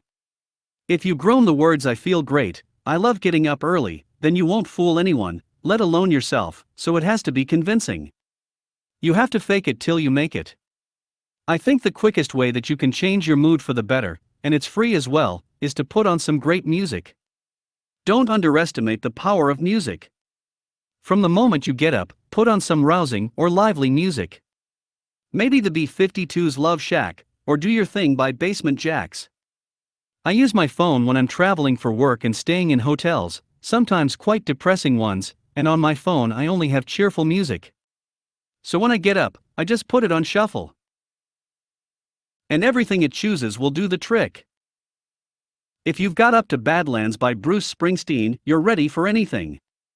This is a bit of a sacrifice. Because most of the music I really love is quite depressing. Things like Delamitri and Janice Ian and Jackson Browne, and the Smiths, but listening to them really does change my mood, so I know that when I get up I need the more cheerful stuff. So you could maybe make a playlist of music that you like and which is cheerful. Maybe Walking on Sunshine by Katrina and the Waves, or Echo Beach, or New Shoes by Paolo Nutini, or Tom Petty's Learning to Fly, for example. In fact, while I was writing this, I listened to Paul Simon's You Can Call Me Al, and I also had a mini moment listening to the sax solo on Year of the Cat. That was 10 seconds of pure happiness right there. And this cheerful music campaign could also be while you drive.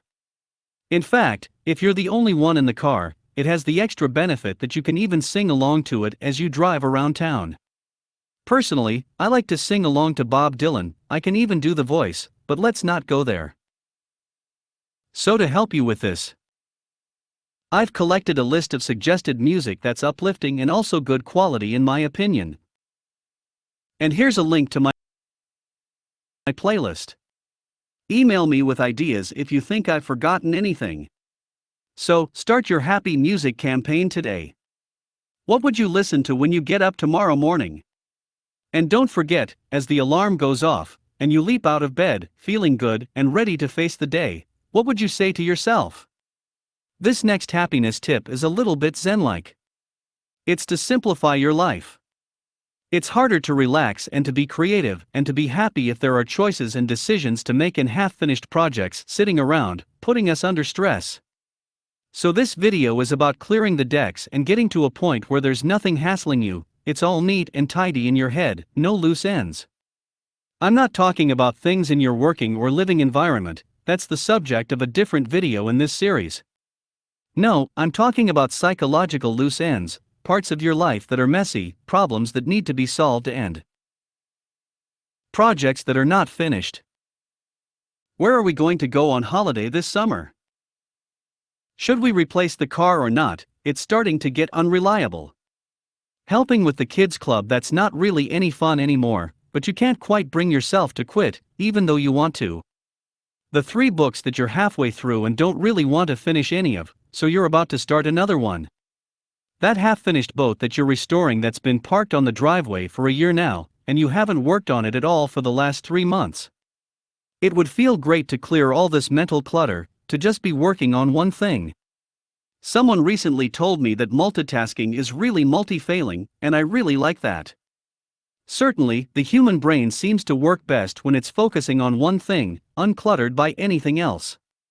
And being in a state of flow, where we're totally engrossed in just one thing, is highly correlated with happiness. So, the options for the half-finished things are: first, make a list of all of them, so that you can do some planning. Next, decide if any of them can be ditched.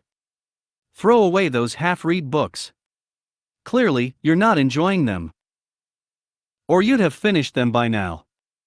Maybe the kids' club can also be ditched.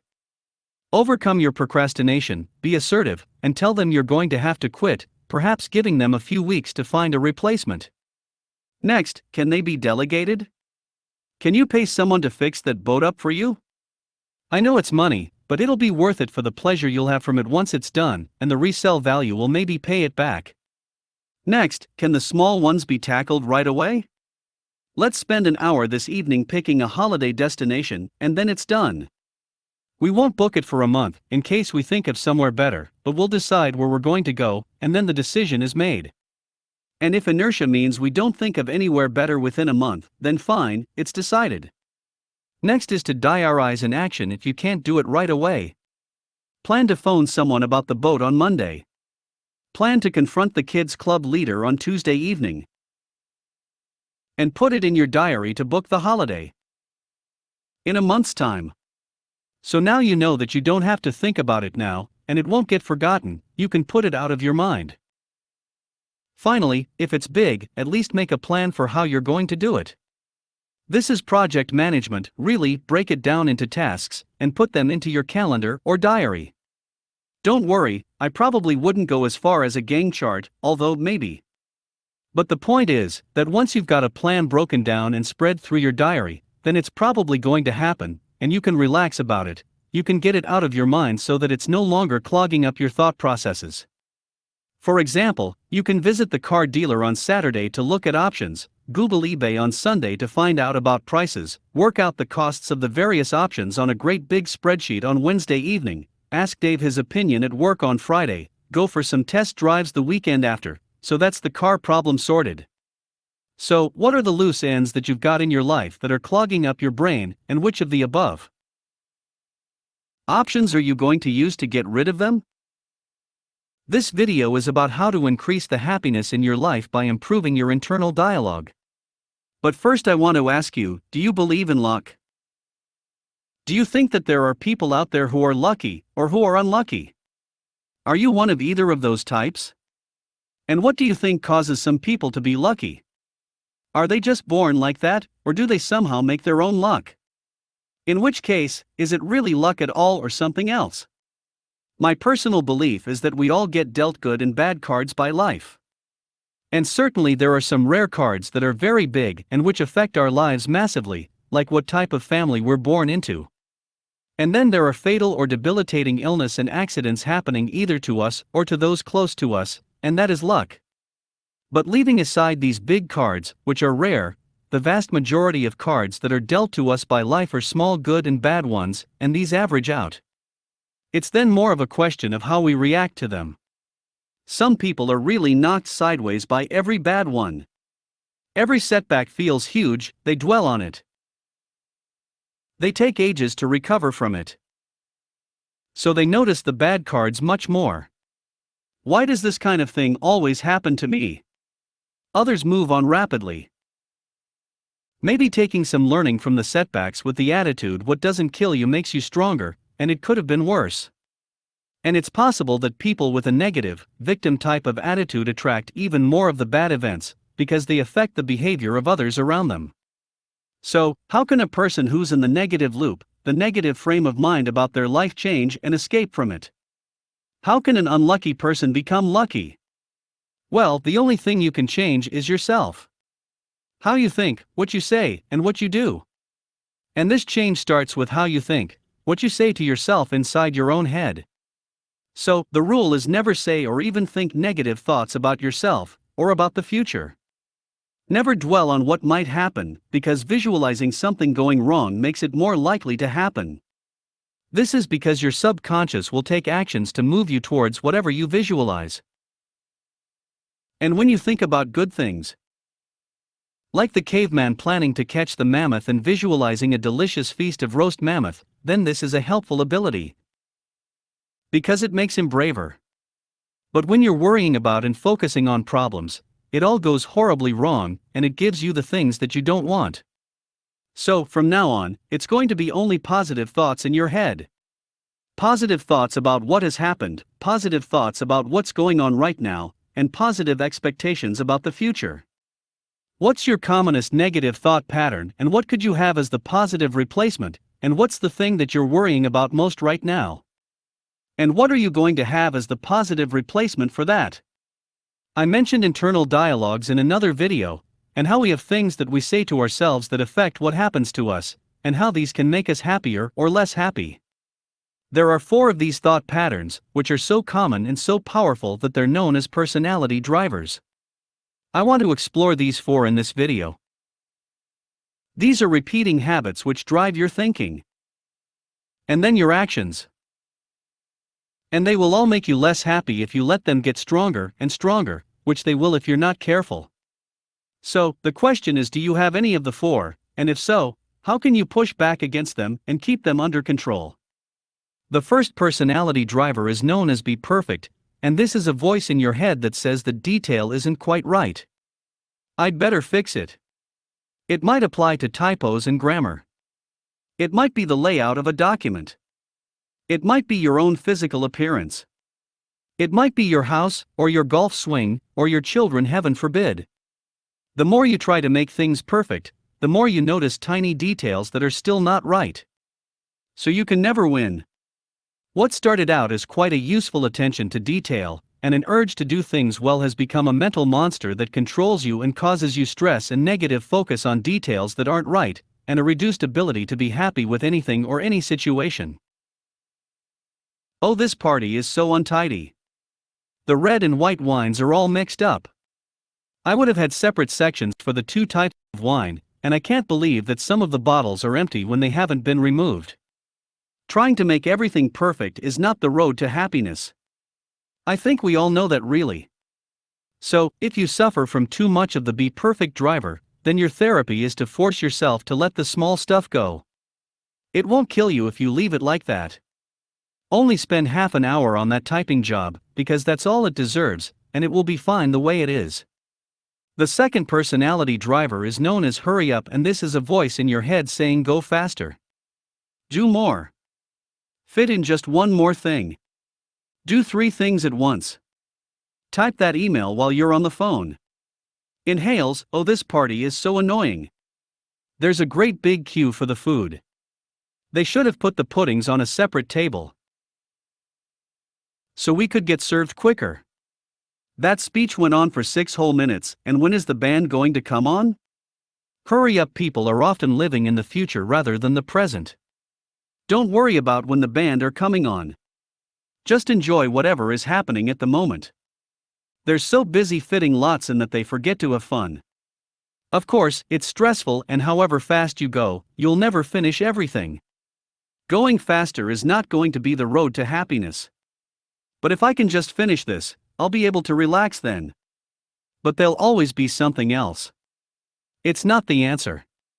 If you suffer from too much of the hurry-up driver, then your therapy is to force yourself to slow down. Push back against the driver, and force yourself to chill. Go for a nice slow walk.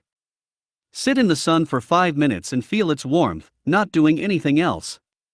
Not checking your emails or Facebook. Just sit and watch the world go by. Arrive at that meeting nice and early. And just chat to the others. No hurry. That's your therapy. The third driver is known as please others. This is where the voice in your head says, but what will other people think of me?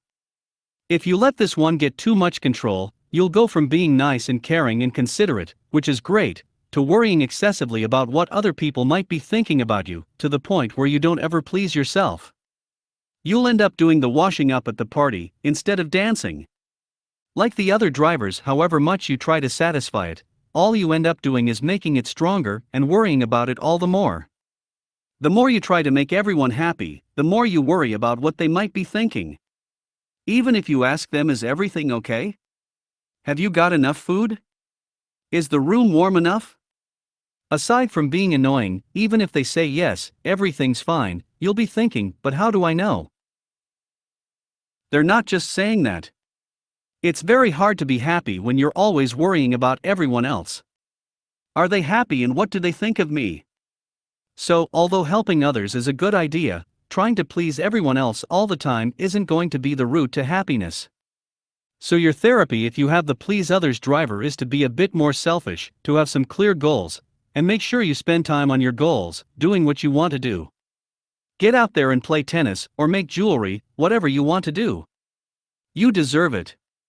You're worth it. The final fourth driver is called be strong. This one is about not showing your emotions. I went to a boarding school from the age of 7, and it was fairly tough. You learn to survive, but rule number 1 was don't show any emotion. If anything upset you or got you angry, then it was vital not to show it, or they would do it over and over again. And if you cried, well, that was it. You were sunk. I think be strong might be more of a male driver, but certainly some women do have it too. Like all the other ones, in moderation, it's good. In most business situations, maybe all, it's a bad idea to cry, or to lose your temper, or to admit to emotions influencing your decisions too much. But inability to show any emotions is going to be a problem. How many people would love to dance like crazy at that party, standing on the table with their shirts off, with everyone shouting and clapping? How many people would like to ask that person to dance, but they never do? And that other person never knows how they feel. Oh, the happiness that just got lost at that moment. So, buttoning down your emotions and keeping them all inside isn't going to be the route to happiness. Your therapy, if you have too much of the be strong driver, is to express how you feel more often and to more people. Start with small things like thanking and complimenting other people, and then build up to letting your hair down a bit. Maybe take up salsa dancing, and then finally you'll be ready for the big things, like telling people that you really do appreciate them. So there we are. Those are the 4 personality drivers: be perfect, hurry up, please others, and be strong. They are hard to change because they're so deeply ingrained. They've been repeating and getting stronger in you for years and years probably. But it all starts with being aware of them, and then you can start to push back against them. I've got 3 out of the 4. Thank goodness I don't have please others, although my wife's got that one, so between us we have the full set. Of course, you might not have any of them, in which case, well done. You'll find it easier to be happy than the rest of us. But if you do have one or more of these, and you feel that they're getting out of hand, it's time to name them. Think about when they manifest themselves, and then push back against them, and get them under control. I was told once that all happiness is in the present, there are only negative emotions in the past and in the future, and there are only positive emotions in the present. No negative emotions in the present? Well, I don't know, isn't fear, for example, a negative emotion that's in the present? Or is fear maybe a future-based emotion, thinking about what might happen next? And certainly regret and guilt are in the past and worry is in the future. What about anger? That seems like a present emotion. But then maybe anger is about the past. If you could let go of the past, even just the last few minutes, you could leave whatever made you angry behind. Maybe the happiness is in the present. Guy was right. If we could live in the present, focus only on the present, we could live in a happy world, free from negative emotions like regret and worry. But what about there are only negative emotions in the past and in the future? Let's just go back to that a minute. Can't there be good, positive emotions in the past? Well, I do think the past is worth thinking about. Certainly we can learn from it. But it's a bad idea to keep harking back to it with negative emotions like regret. I can't believe I did that, what was I thinking? If only I hadn't done that, or if only I had done that. If only I'd taken the chance to emigrate to Australia when I was 24, my life would have been so much better. Clearly, you can't change the past, so harking back to it is only going to make you unhappy. Much better to put your mental energy into what to do now given that you are where you are. But is thinking about the past ever a good idea? Does it ever contribute to your happiness? What about looking back at the past with happy thoughts, nostalgia, for the good old days? Do you remember when we used to go down to the beach with Jenny and Robin and set off fireworks and we'd have those illegal midnight barbecues? Oh yes, that was brilliant, those were the days. Now, I'm not sure if this is a good idea or not. There is a risk that by thinking about how good the past was you might start to feel that the present isn't as good. And the past does always seem to be rosier than it really was. Maybe because the pictures we have of it are only of the good times. So, I think it's possible that going back to the past is unhealthy, and it's better to live in the now. Go down to the beach today and set off fireworks where legal. And have a midnight barbecue where legal. Don't just reminisce, but do it today. So, the conclusion is that living in the past is probably a bad idea, even if you have happy memories. And certainly a bad idea if you keep wishing you could change the past, because you can't, it's just a waste of energy. And living in the future, waiting for things to change, or worrying about what's coming up, that's also not good for your happiness. So, the answer is to live as much as you can in the present. Push the past out of your mind with what am I going to do today? And push the future out of your mind with I've got it planned, it's all written down. So I don't need to think about it. Let's think about what I'm doing right now. Focus on the now and say to yourself, look at this, here I am doing this, this is the life. What's your favorite place to dwell in? Could you reduce your focus on the past? Could you reduce your focus on the future? Could you make more of a conscious effort to focus on the present, living in the now, and really savoring it as you go through this coming day? One of the most famous management theories in the world, and deservedly, is Maslow's hierarchy of needs, in which Abraham Maslow says that all humans have 5 main needs, each one building on the one below. So we start with physical needs to be warm enough and to have enough food. Then we move on to security, so we want a fence across our cave and backup source of food and water just in case we need it. Then we move on to social needs, so we need a feeling of belonging to a tribe, which could be a company, a nation, a state, a football team, a profession, and we need a certain number of friends. This is why solitary confinement is one of the worst punishments in prison. The next level is ego needs, where we want to not only belong, but we want to be noticed as special, to be best at something, to get some recognition. This is starting to be a bit more of a luxury rather than a need, but it's certainly something that we look for. And then finally, this top level, we call self-actualization, which was a word he invented to mean self-fulfillment, being the best that you can be, and using your skills to the maximum to get a feeling of achievement. This is the ultimate, and if you have all the others you can finally get to this. What many people don't know is that originally Maslow was studying and writing about happiness, and it was only later that his ideas became translated into the business world and became motivation, what makes people happy in their work. So I think any collection of videos on happiness should definitely have one where we look at Maslow's hierarchy and see if you could benefit from doing more of any of the levels. So let's have a look at those levels in a bit more detail from the point of view of happiness. In the modern world, most of us thankfully are sorted for the first level, survival, and being physically comfortable.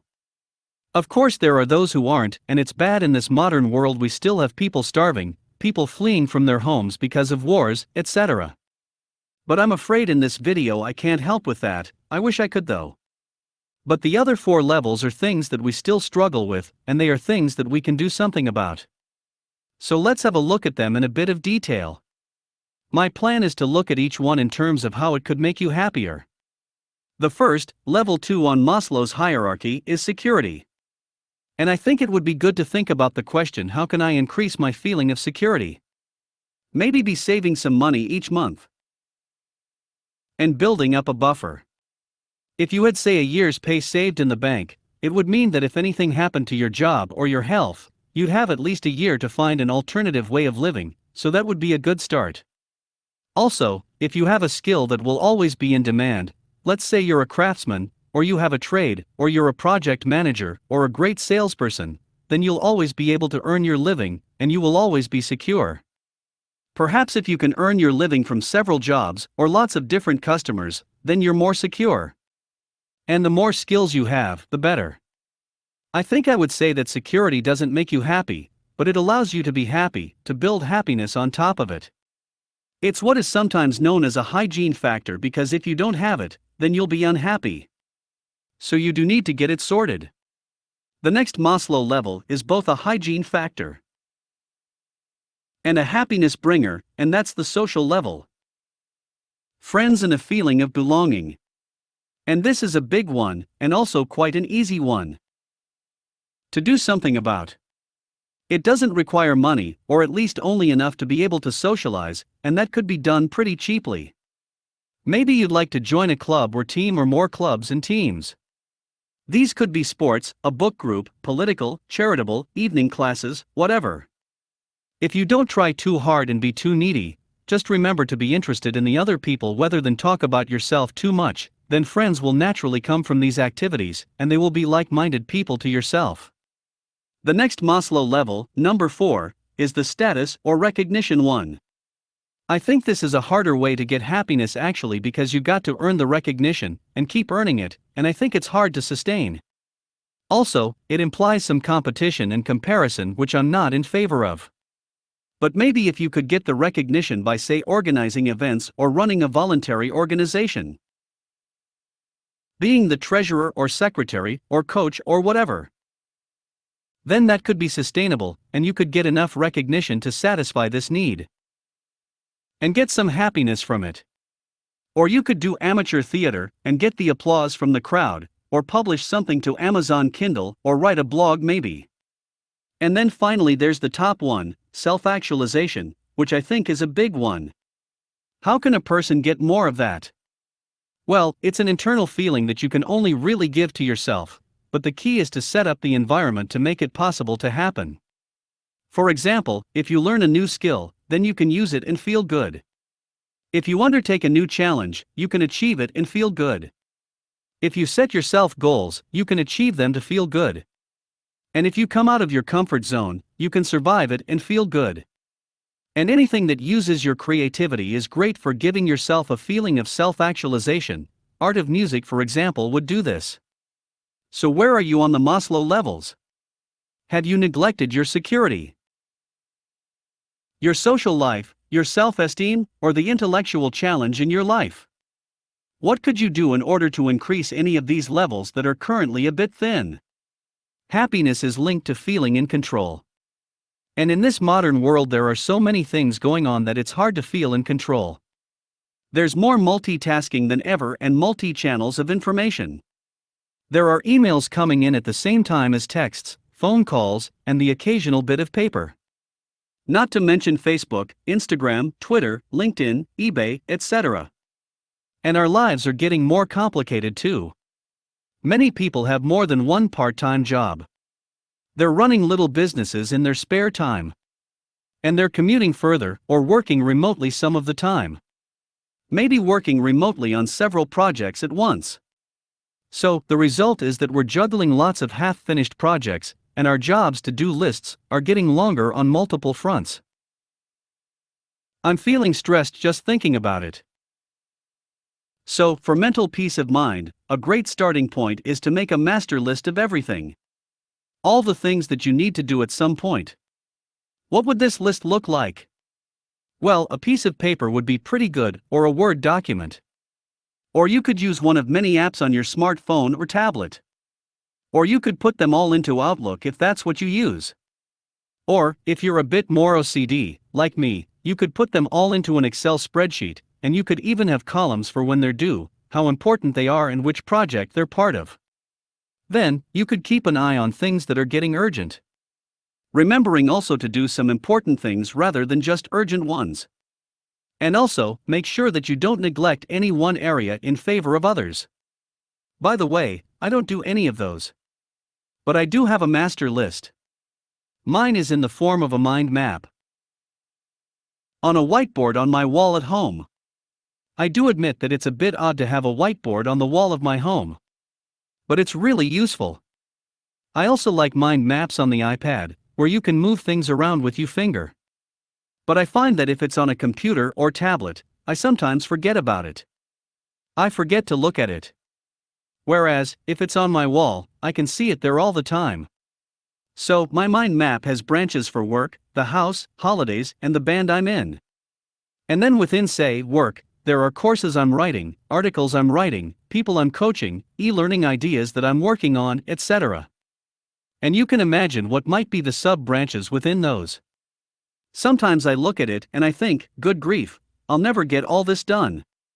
But mainly I look at it and I think, yep, all the plates are spinning okay, although that one over there needs a bit of attention this week. I'll put a note in my diary. So, it gives me a feeling of control. And I can make sure that, say, holidays don't get squeezed out by work. Which could easily happen if I didn't deliberately make sure it didn't. So your homework is to make a master list of everything you're doing. Mind map or list, computer of paper, whatever you prefer. You'll find that it only takes 10 minutes. And it feels good to capture everything. And then once you've got it, it takes minimal effort to keep it up to date. And it feels good to be in control of your life, now that you can see the big picture. And of course, you can make sure that some happiness-generating activities are on the list, and that they get done. They might be fun things like holidays or achievement things like projects. But either way, this master list will help to get a bit more happiness into your life. Write it today. I mentioned the physical side of our beings when I was talking about Maslow's theory in a separate video. And I think it's important enough to deserve its own video as well. So we're just going to spend a few minutes now, thinking about how you could increase the happiness that you get from physical things in the world around you. For example, I'll start with chocolate. Closely followed by wine. Aren't they just the quickest route to happiness? Obviously, you don't want to overdo them, but a little bit of chocolate when you sit down in the evening, why not? That's got to increase your overall life happiness score, I reckon. Another one which is free and doesn't do you any harm, in moderation anyway, is warm sunshine. Not burning hot, of course, but depending on which country you're in, it might be in the early morning or the late evening. In England, it's the middle of the day, about one day in a 100, but anyway, just sitting out in the warm sun. Maybe with a paper to read, maybe with a coffee. That's just instant happiness, and it's free. Can you set up a bench in a quiet corner outside just for this purpose? Can you plan your day so that you get 10 minutes doing this? My dad used to put his laptop in a cardboard box on its side so that he could sit out in the sun working, and still see it inside the box. Marvelous. Another physical pleasure is a log fire, and I personally think it's worth a reasonable amount of time and money to sort out your fireplace, and the wood required, so that you can have one of these. It's a primeval pleasure to sit and look at the flames. In fact, my log fire gives me pleasure at every stage. The cutting up of a fallen tree. The splitting of the logs with a big axe. The stacking of the logs in the shed. Looking at the lovely stack of logs, the beauty of them. And also the knowledge that you have lots of them in your store. And the smell of the shed. And then, the lighting of the fire. And then, looking at the fire and feeling the warmth. Maybe it's the 50% of Norwegian in me, but isn't that a great list of happiness right there? While we're on the subject of fire, I do also love to have a good bonfire, providing it's legal where you live.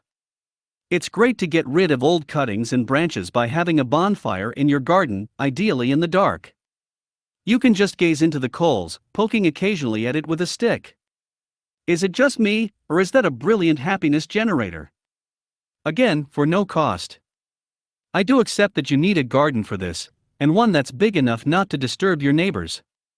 But if you have, maybe you'd consider inviting a few friends around, and you could cook marshmallows or nuts on the flames and talk about the big questions of life while the fire glows.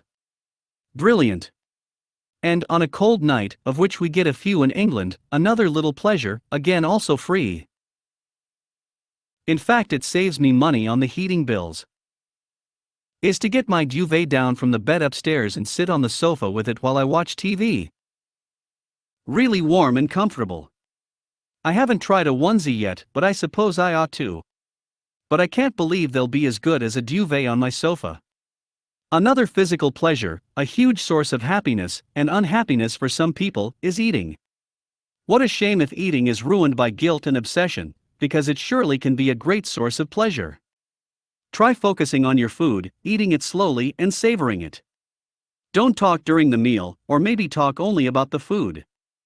And definitely no iPhones at the table. Maybe try a week as a vegetarian. I did it for 6 weeks and it was brilliant. You can eat more. You have to chew it more, so it lasts longer. It's more satisfying than meat, in a way, and you do feel better. I did lapse again. I think it was bacon that got me, but ever since, quite often, I choose vegetarian meals. And certainly there's something therapeutic about cutting up the vegetables and cooking them. Whereas meat is a bit horrible when it's raw, I think. So consider trying vegetarianism. And, whatever you eat, try savoring it as much as you can. My final physical pleasure that you might want to increase in your life is massages. I'm not really qualified to talk in any real detail about this, because I've only ever had 2, and one was from a woman I didn't know, and I found it all a bit weird. But the other was from a man who massaged my neck and shoulders, in between courses at a posh business dinner, and it was fantastic. So, I'm thinking that if you could get the right person, a massage every now and then could be a brilliant thing. And could certainly add to your total overall happiness. They do cost a bit of money, but if you and your partner learned how to do them, then you could give them to each other for free, and that seems like a good plan. So to sum up, what physical pleasures are you going to increase in your life? I've mentioned chocolate, wine, sunshine, log fires and bonfires, duvet, TV, food, and massages. Oh no, and I forgot to mention bubble baths. So the question is, how about any of these? And can you think of any that I missed? I explained earlier in this series that it's a bad idea to get too obsessed with the past. Either with negative emotions like regrets or with apparently positive emotions like nostalgia, because actually nostalgia isn't entirely positive, is it? There's an element of if only I could turn the clock back, which you can't, and an implication that you're not as happy now as you once were. Comparing the present with times that may have been better, if you can believe your selective memory, is only going to make you less happy about the present. And the fact that you can't go back, the past is the only place you can't visit, is an additional sadness. But maybe we can get some happiness from the past. Maybe going back over happy memories and reliving them can give us that happiness all over again, especially if we could just go back and relive the best bits, the happiest bits. That would surely be a good idea. I suppose it depends on what sort of relationship you have with the past. If you're positive about the past and the present, then why not have both? But if thinking about the past makes you feel unhappy, then don't do this next bit. So I'd like to suggest that you go through your old photos and wallow in the fun that you had back then. Maybe sit with a loved one on the sofa and flick through some old albums. Maybe sit with your children and go through their childhood pictures, or your childhood pictures, which I expect your children would find pretty funny. I recently got my father to take me and my kids through his childhood pictures and his early days in the Royal Navy, and we all learned a lot about what he did, and also what he's really like. Seeing his youth, we got to see a whole other side of him, and what an impressive man he was and still is. So family photo shows are great. You could even hook up to a big TV screen or projector and make a show of it. Dim the lights, have some popcorn, and get immersed in it. Also, you could make a collection of all your favorite pictures. These could be printed out or in a folder on your computer or tablet. Maybe get a photo frame and leave it rotating in your living room or kitchen where you'll see it every day. Or if you have an old PC or laptop, you can use that instead of the photo frame and save the cost.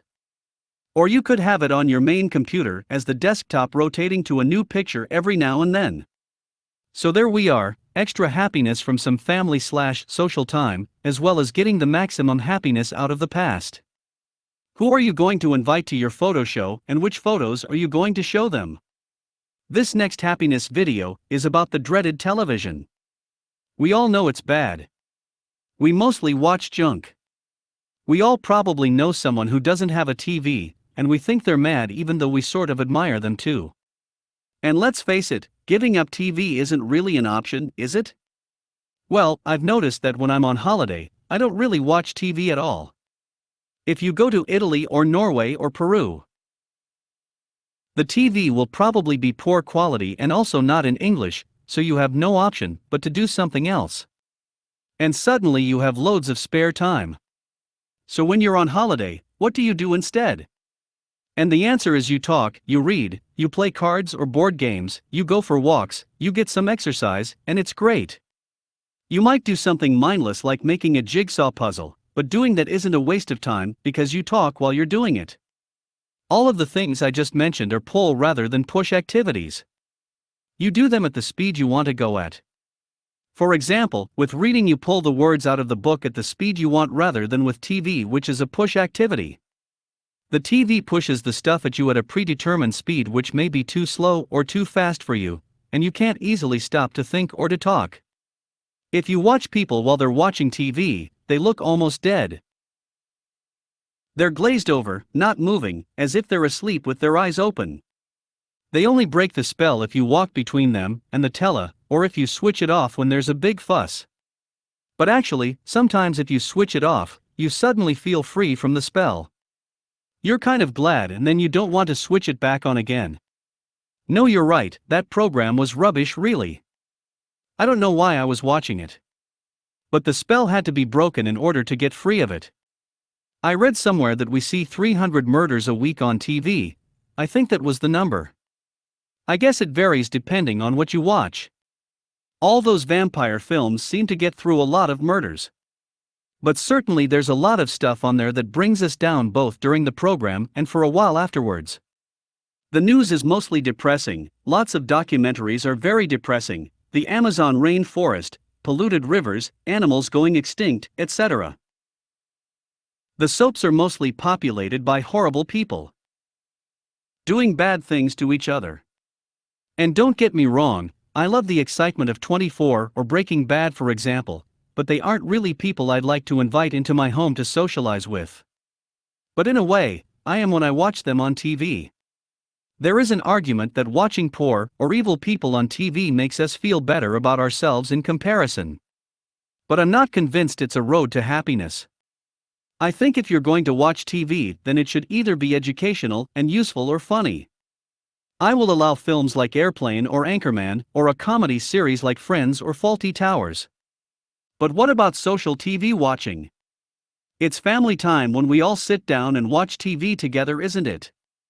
Well, yes kind of, but going back to my holidays, I think it's even better family time to go out fishing, or for a walk, or to repair a bicycle together with your kids showing them how it's done, or cook food together, or play a board game together.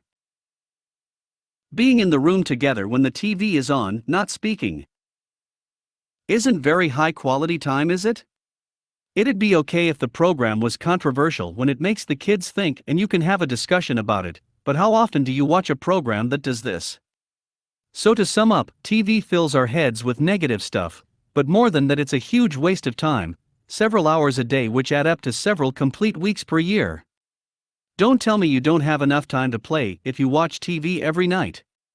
The opportunity cost is huge, all those other great things that you could be doing with the time and all those sources of happiness that you're not getting because of the hypnotic time-wasting box.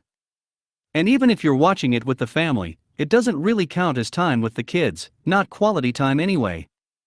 So how about setting some rules? Like to read together for half an hour before putting the tele on, or to limit TV time to a certain amount per night, or to have one no TV night per week. Or no TV after a certain time of night. If good programs are on after that, then you can always record them. And by the way, these suggestions could equally apply to playing computer games. In fact, I think they should do. Just 2 other rules that could help reduce the TV watching time. No surfing around the channels at random. You have to know a program is on. And no reading through the listings to see what's on, only watch the things that you already know about and want to watch. If you do both of those, you'll soon find that you lose touch with what's going on and you won't miss it. Game of Thrones, what's that? So I'd like you to pick at least one of my TV reduction suggestions and put it into action from today. Which one will it be? This next happiness suggestion is one that you can easily do.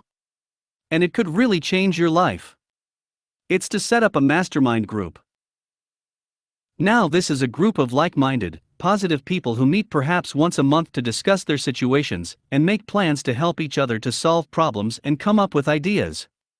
To vet each other's ideas, are they feasible, really? And then to hold each other to account. Did you do what you said you were going to do? You were going to reduce your TV watching or help out at a charity or start going to the gym, but did you? The objective is to build each other up and help each other to do great things, rather than drag each other down by criticizing. It's got to be supportive and encouraging. How can each person in the group be great? What do they want to do with their lives? And how can the others help them to do it? What's their direction? What are the steps to get there and how can they overcome the barriers? What help do they need? So at the start, you decide who you want to invite. Only positive people are allowed, no cynics or critics or pessimists. And at the start you declare the purpose of the group. And agree the ground rules. Will people think you're weird inviting them? Probably, but who cares, it'll be great. Do you need to keep minutes? Yes, I think so.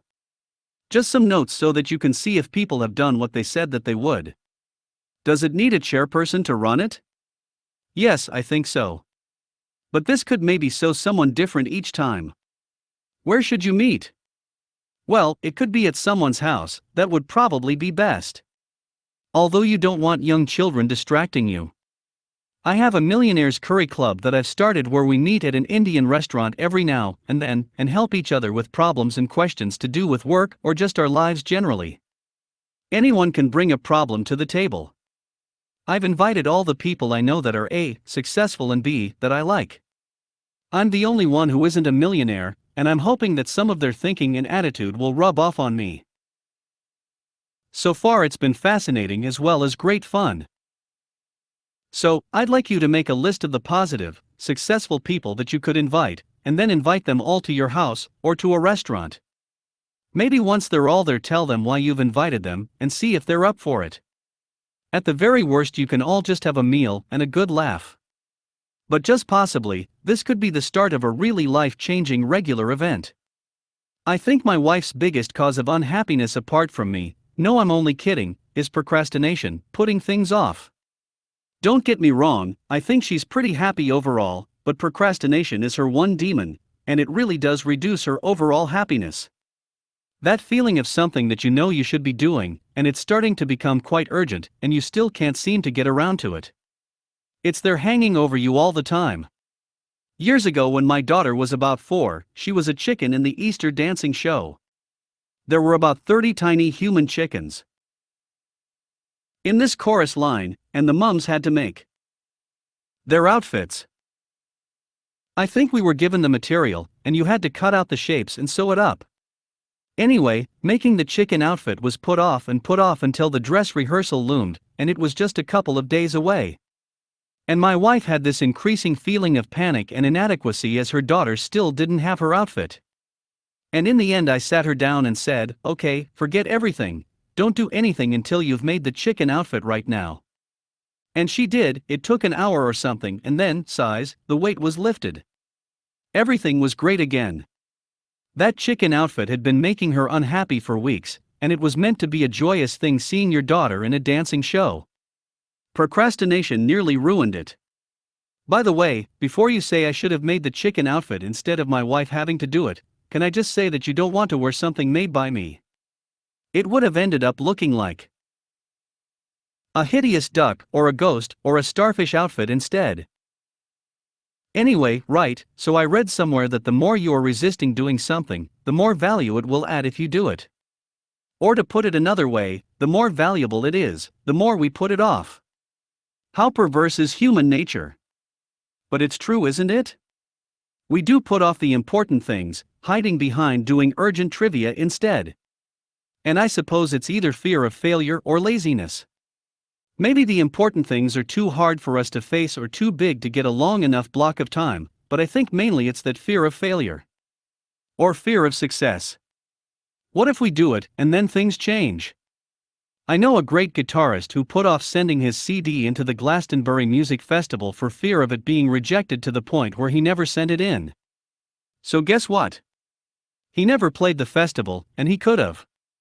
That's a great example of fear of failure leading to actual failure, isn't it?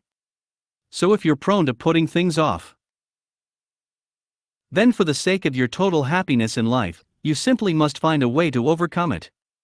And the good news is that it's not too hard to beat because your subconscious, the lazy part of your brain that resists doing difficult things, can be fooled. For example, if you say to yourself, which really means say to your subconscious, I'll just do the first bit, I'll just cut up the material, I won't bother with any of the sewing. Your subconscious thinks, oh well, I can certainly do that. And then you've made the first step. In fact, you might even decide to carry on now that you're on a roll and finish the whole thing. Another suggestion is to visualize in an exaggerated way if you can, either how good it will be when you've done it, daughter looking super cute in chicken outfit, or how bad it will be if you leave it to the last day, and then your sewing machine breaks down and your daughter has to miss the show or is the only one in the show without a proper outfit, and she's scarred for life. Oh my god, I need to make that outfit right now. So visualizing either the good or the bad. Another suggestion is to get an official nagger, perhaps incentivized. You could tell your friend that every week that goes by with the job still not done, you'll buy the Friday lunch. Or you could bribe yourself with the promise of chocolate or new shoes once the job is done. Your lazy subconscious is very bribable. Or you could put some time aside in your diary. On Monday evening we will make the chicken outfit. I'm keeping 2 hours free, and that's when it will be done. Just 2 more suggestions. One is to leave all the materials and equipment out somewhere that you can't miss them, or you have to keep walking past them. Your subconscious only needs the tiniest of excuses to avoid the task. Oh, I don't know where my scissors are. But if everything's out there in a neat row, then you have no excuse to not get on and do it. And my final suggestion is to make it fun. Meet up with your friends and have a chicken making party, or get your little daughter to help. And learn about sewing at the same time, something like that. If it can be made fun, then that's the best of all, a bit more happiness. So to sum up, procrastination can be a big source of happiness reduction during our lives. What are you putting off at the moment? And which of my methods are you going to use in order to get that task done? The biggest source of happiness of all, bar none, is relationships with other people, so this has to be something that we become good at. And really, it's about time. Having enough time to spend with the people we like or love, or who make us happy. If you had only 6 months left to live, or even just a week left to live, what would you do? When I ask people this, they always say they'd spend time with their loved ones, which shows that they are the most important things in the world, and yet, we get so caught up with all the small stuff of life. All the urgent stuff that it's easy to forget to spend time with the people we love. Did you know that the average American father only spends 24 minutes a week with his kids? That's less than 5 minutes a day, at least that was the figure back in the 1990s when my kids were little. I didn't really believe this statistic until I started monitoring myself, and I was often away traveling, working late, getting home stressed, and checking my emails, maybe just taking 5 minutes to say goodnight to the kids and tuck them up in bed, maybe read them a quick bedtime story. Now that they're older, they're away at college or working, So I often don't see them for weeks on end. All I get is the occasional text from my son saying please send more money, so maybe that figure of 5 minutes is right. So I only spend 5 minutes a day with my kids. Do I regret it? Well, yes, absolutely. I'd love to turn back to the clock and spend 10 or maybe even 15 minutes reading rabbit stories to my little daughter, but I can't. So, what can you do to spend more time with your children, and with your husband or wife or partner, and with your parents, and with your brothers and sisters and close friends? Maybe you could book in some time with them in your diary, or start a regular routine where you see them every evening or once a week. Tuesday night you spend with your brother, or maybe Tuesday could be date night with your partner, or another routine could be Saturday afternoons, you go fishing with your son or your dad or both. And certainly, do your best to keep the relationships with your close relatives as smooth as you can. My mother didn't speak to her sister for about 10 years because of an argument they had, but now, they're friends again, and it's brilliant. Thank goodness for that. Relatives are too important to lose over a small argument. Sometimes, there are relatives who are never going to be a positive in your life. But generally, it's worth making an effort, cutting them some slack, and considering forgiveness. And maybe being the one to apologize first, if that will improve the future for you both. So, what's going to be your plan starting today to improve the relationships that aren't as strong as they perhaps could be? And how will you arrange to regularly spend more time with the people who are important? In another video I talked about spending time with the most important people, and in this one I'm going to go to the other extreme and see if I can persuade you to spend more time with people you don't even know. Since most happiness comes from our positive interactions with other people, the more of these we can have, the better. And the idea is to get as much happiness from every person that you meet, not that you take it from them, obviously. The great thing is that if you get it, so do they. So, for example, why not interact with strangers where safe to do so and not too weird either? For example, holding the door open for someone in the corridor if they're coming along behind you, or saying good morning when you get into a lift, or smiling and thanking the person at the supermarket checkout, or complimenting someone on their dog. People are always proud of their dogs. In fact, I'm positively insulted if everyone I pass doesn't compliment my dog. Maybe someone you normally ignore at work, like the cleaner or the security guard, could be somebody that you could acknowledge today. Say hello or comment on the weather at least, or thank them for doing the cleaning or whatever. Maybe even ask them if they need a hand. Then there are random acts of kindness. I don't know if you've seen that great film Pay It Forward, where a guy starts a chain of acts of kindness, where each person is affected by what happens to them, so they do something nice for the next person. I think it may not be entirely legal, but someone last week gave me a ticket for the parking lot which still had a couple of hours on it, and that was really nice. You can maybe even do something anonymous for a known person. Like, for example, leave some chocolates for the cleaner with a thank you note. There's a person in England who is making knitted graffiti and putting it on fences and trees in the middle of the night. We're assuming it's a 60-year-old woman, but we don't really know, and whoever it is making the world just a little bit nicer, a bit more fun, a bit more interesting, so, well done, them. So, what I'm saying in this video is that it's possible to get quite a bit of happiness from interacting in a friendly way with people you don't even know as you go about your business. It's hard to plan, it's more a question of taking the opportunities when they come up. But I think it's still worth taking a couple of minutes now to think about who you know who could do with some appreciation, and which situations: the train, the bus stop, the lift, the lunch queue, the airport, etc., where you could make an effort to interact with others in a more positive way. Thank you for listening in Audiobook Academy. Please don't forget to subscribe for more content like this. See you in next audiobook.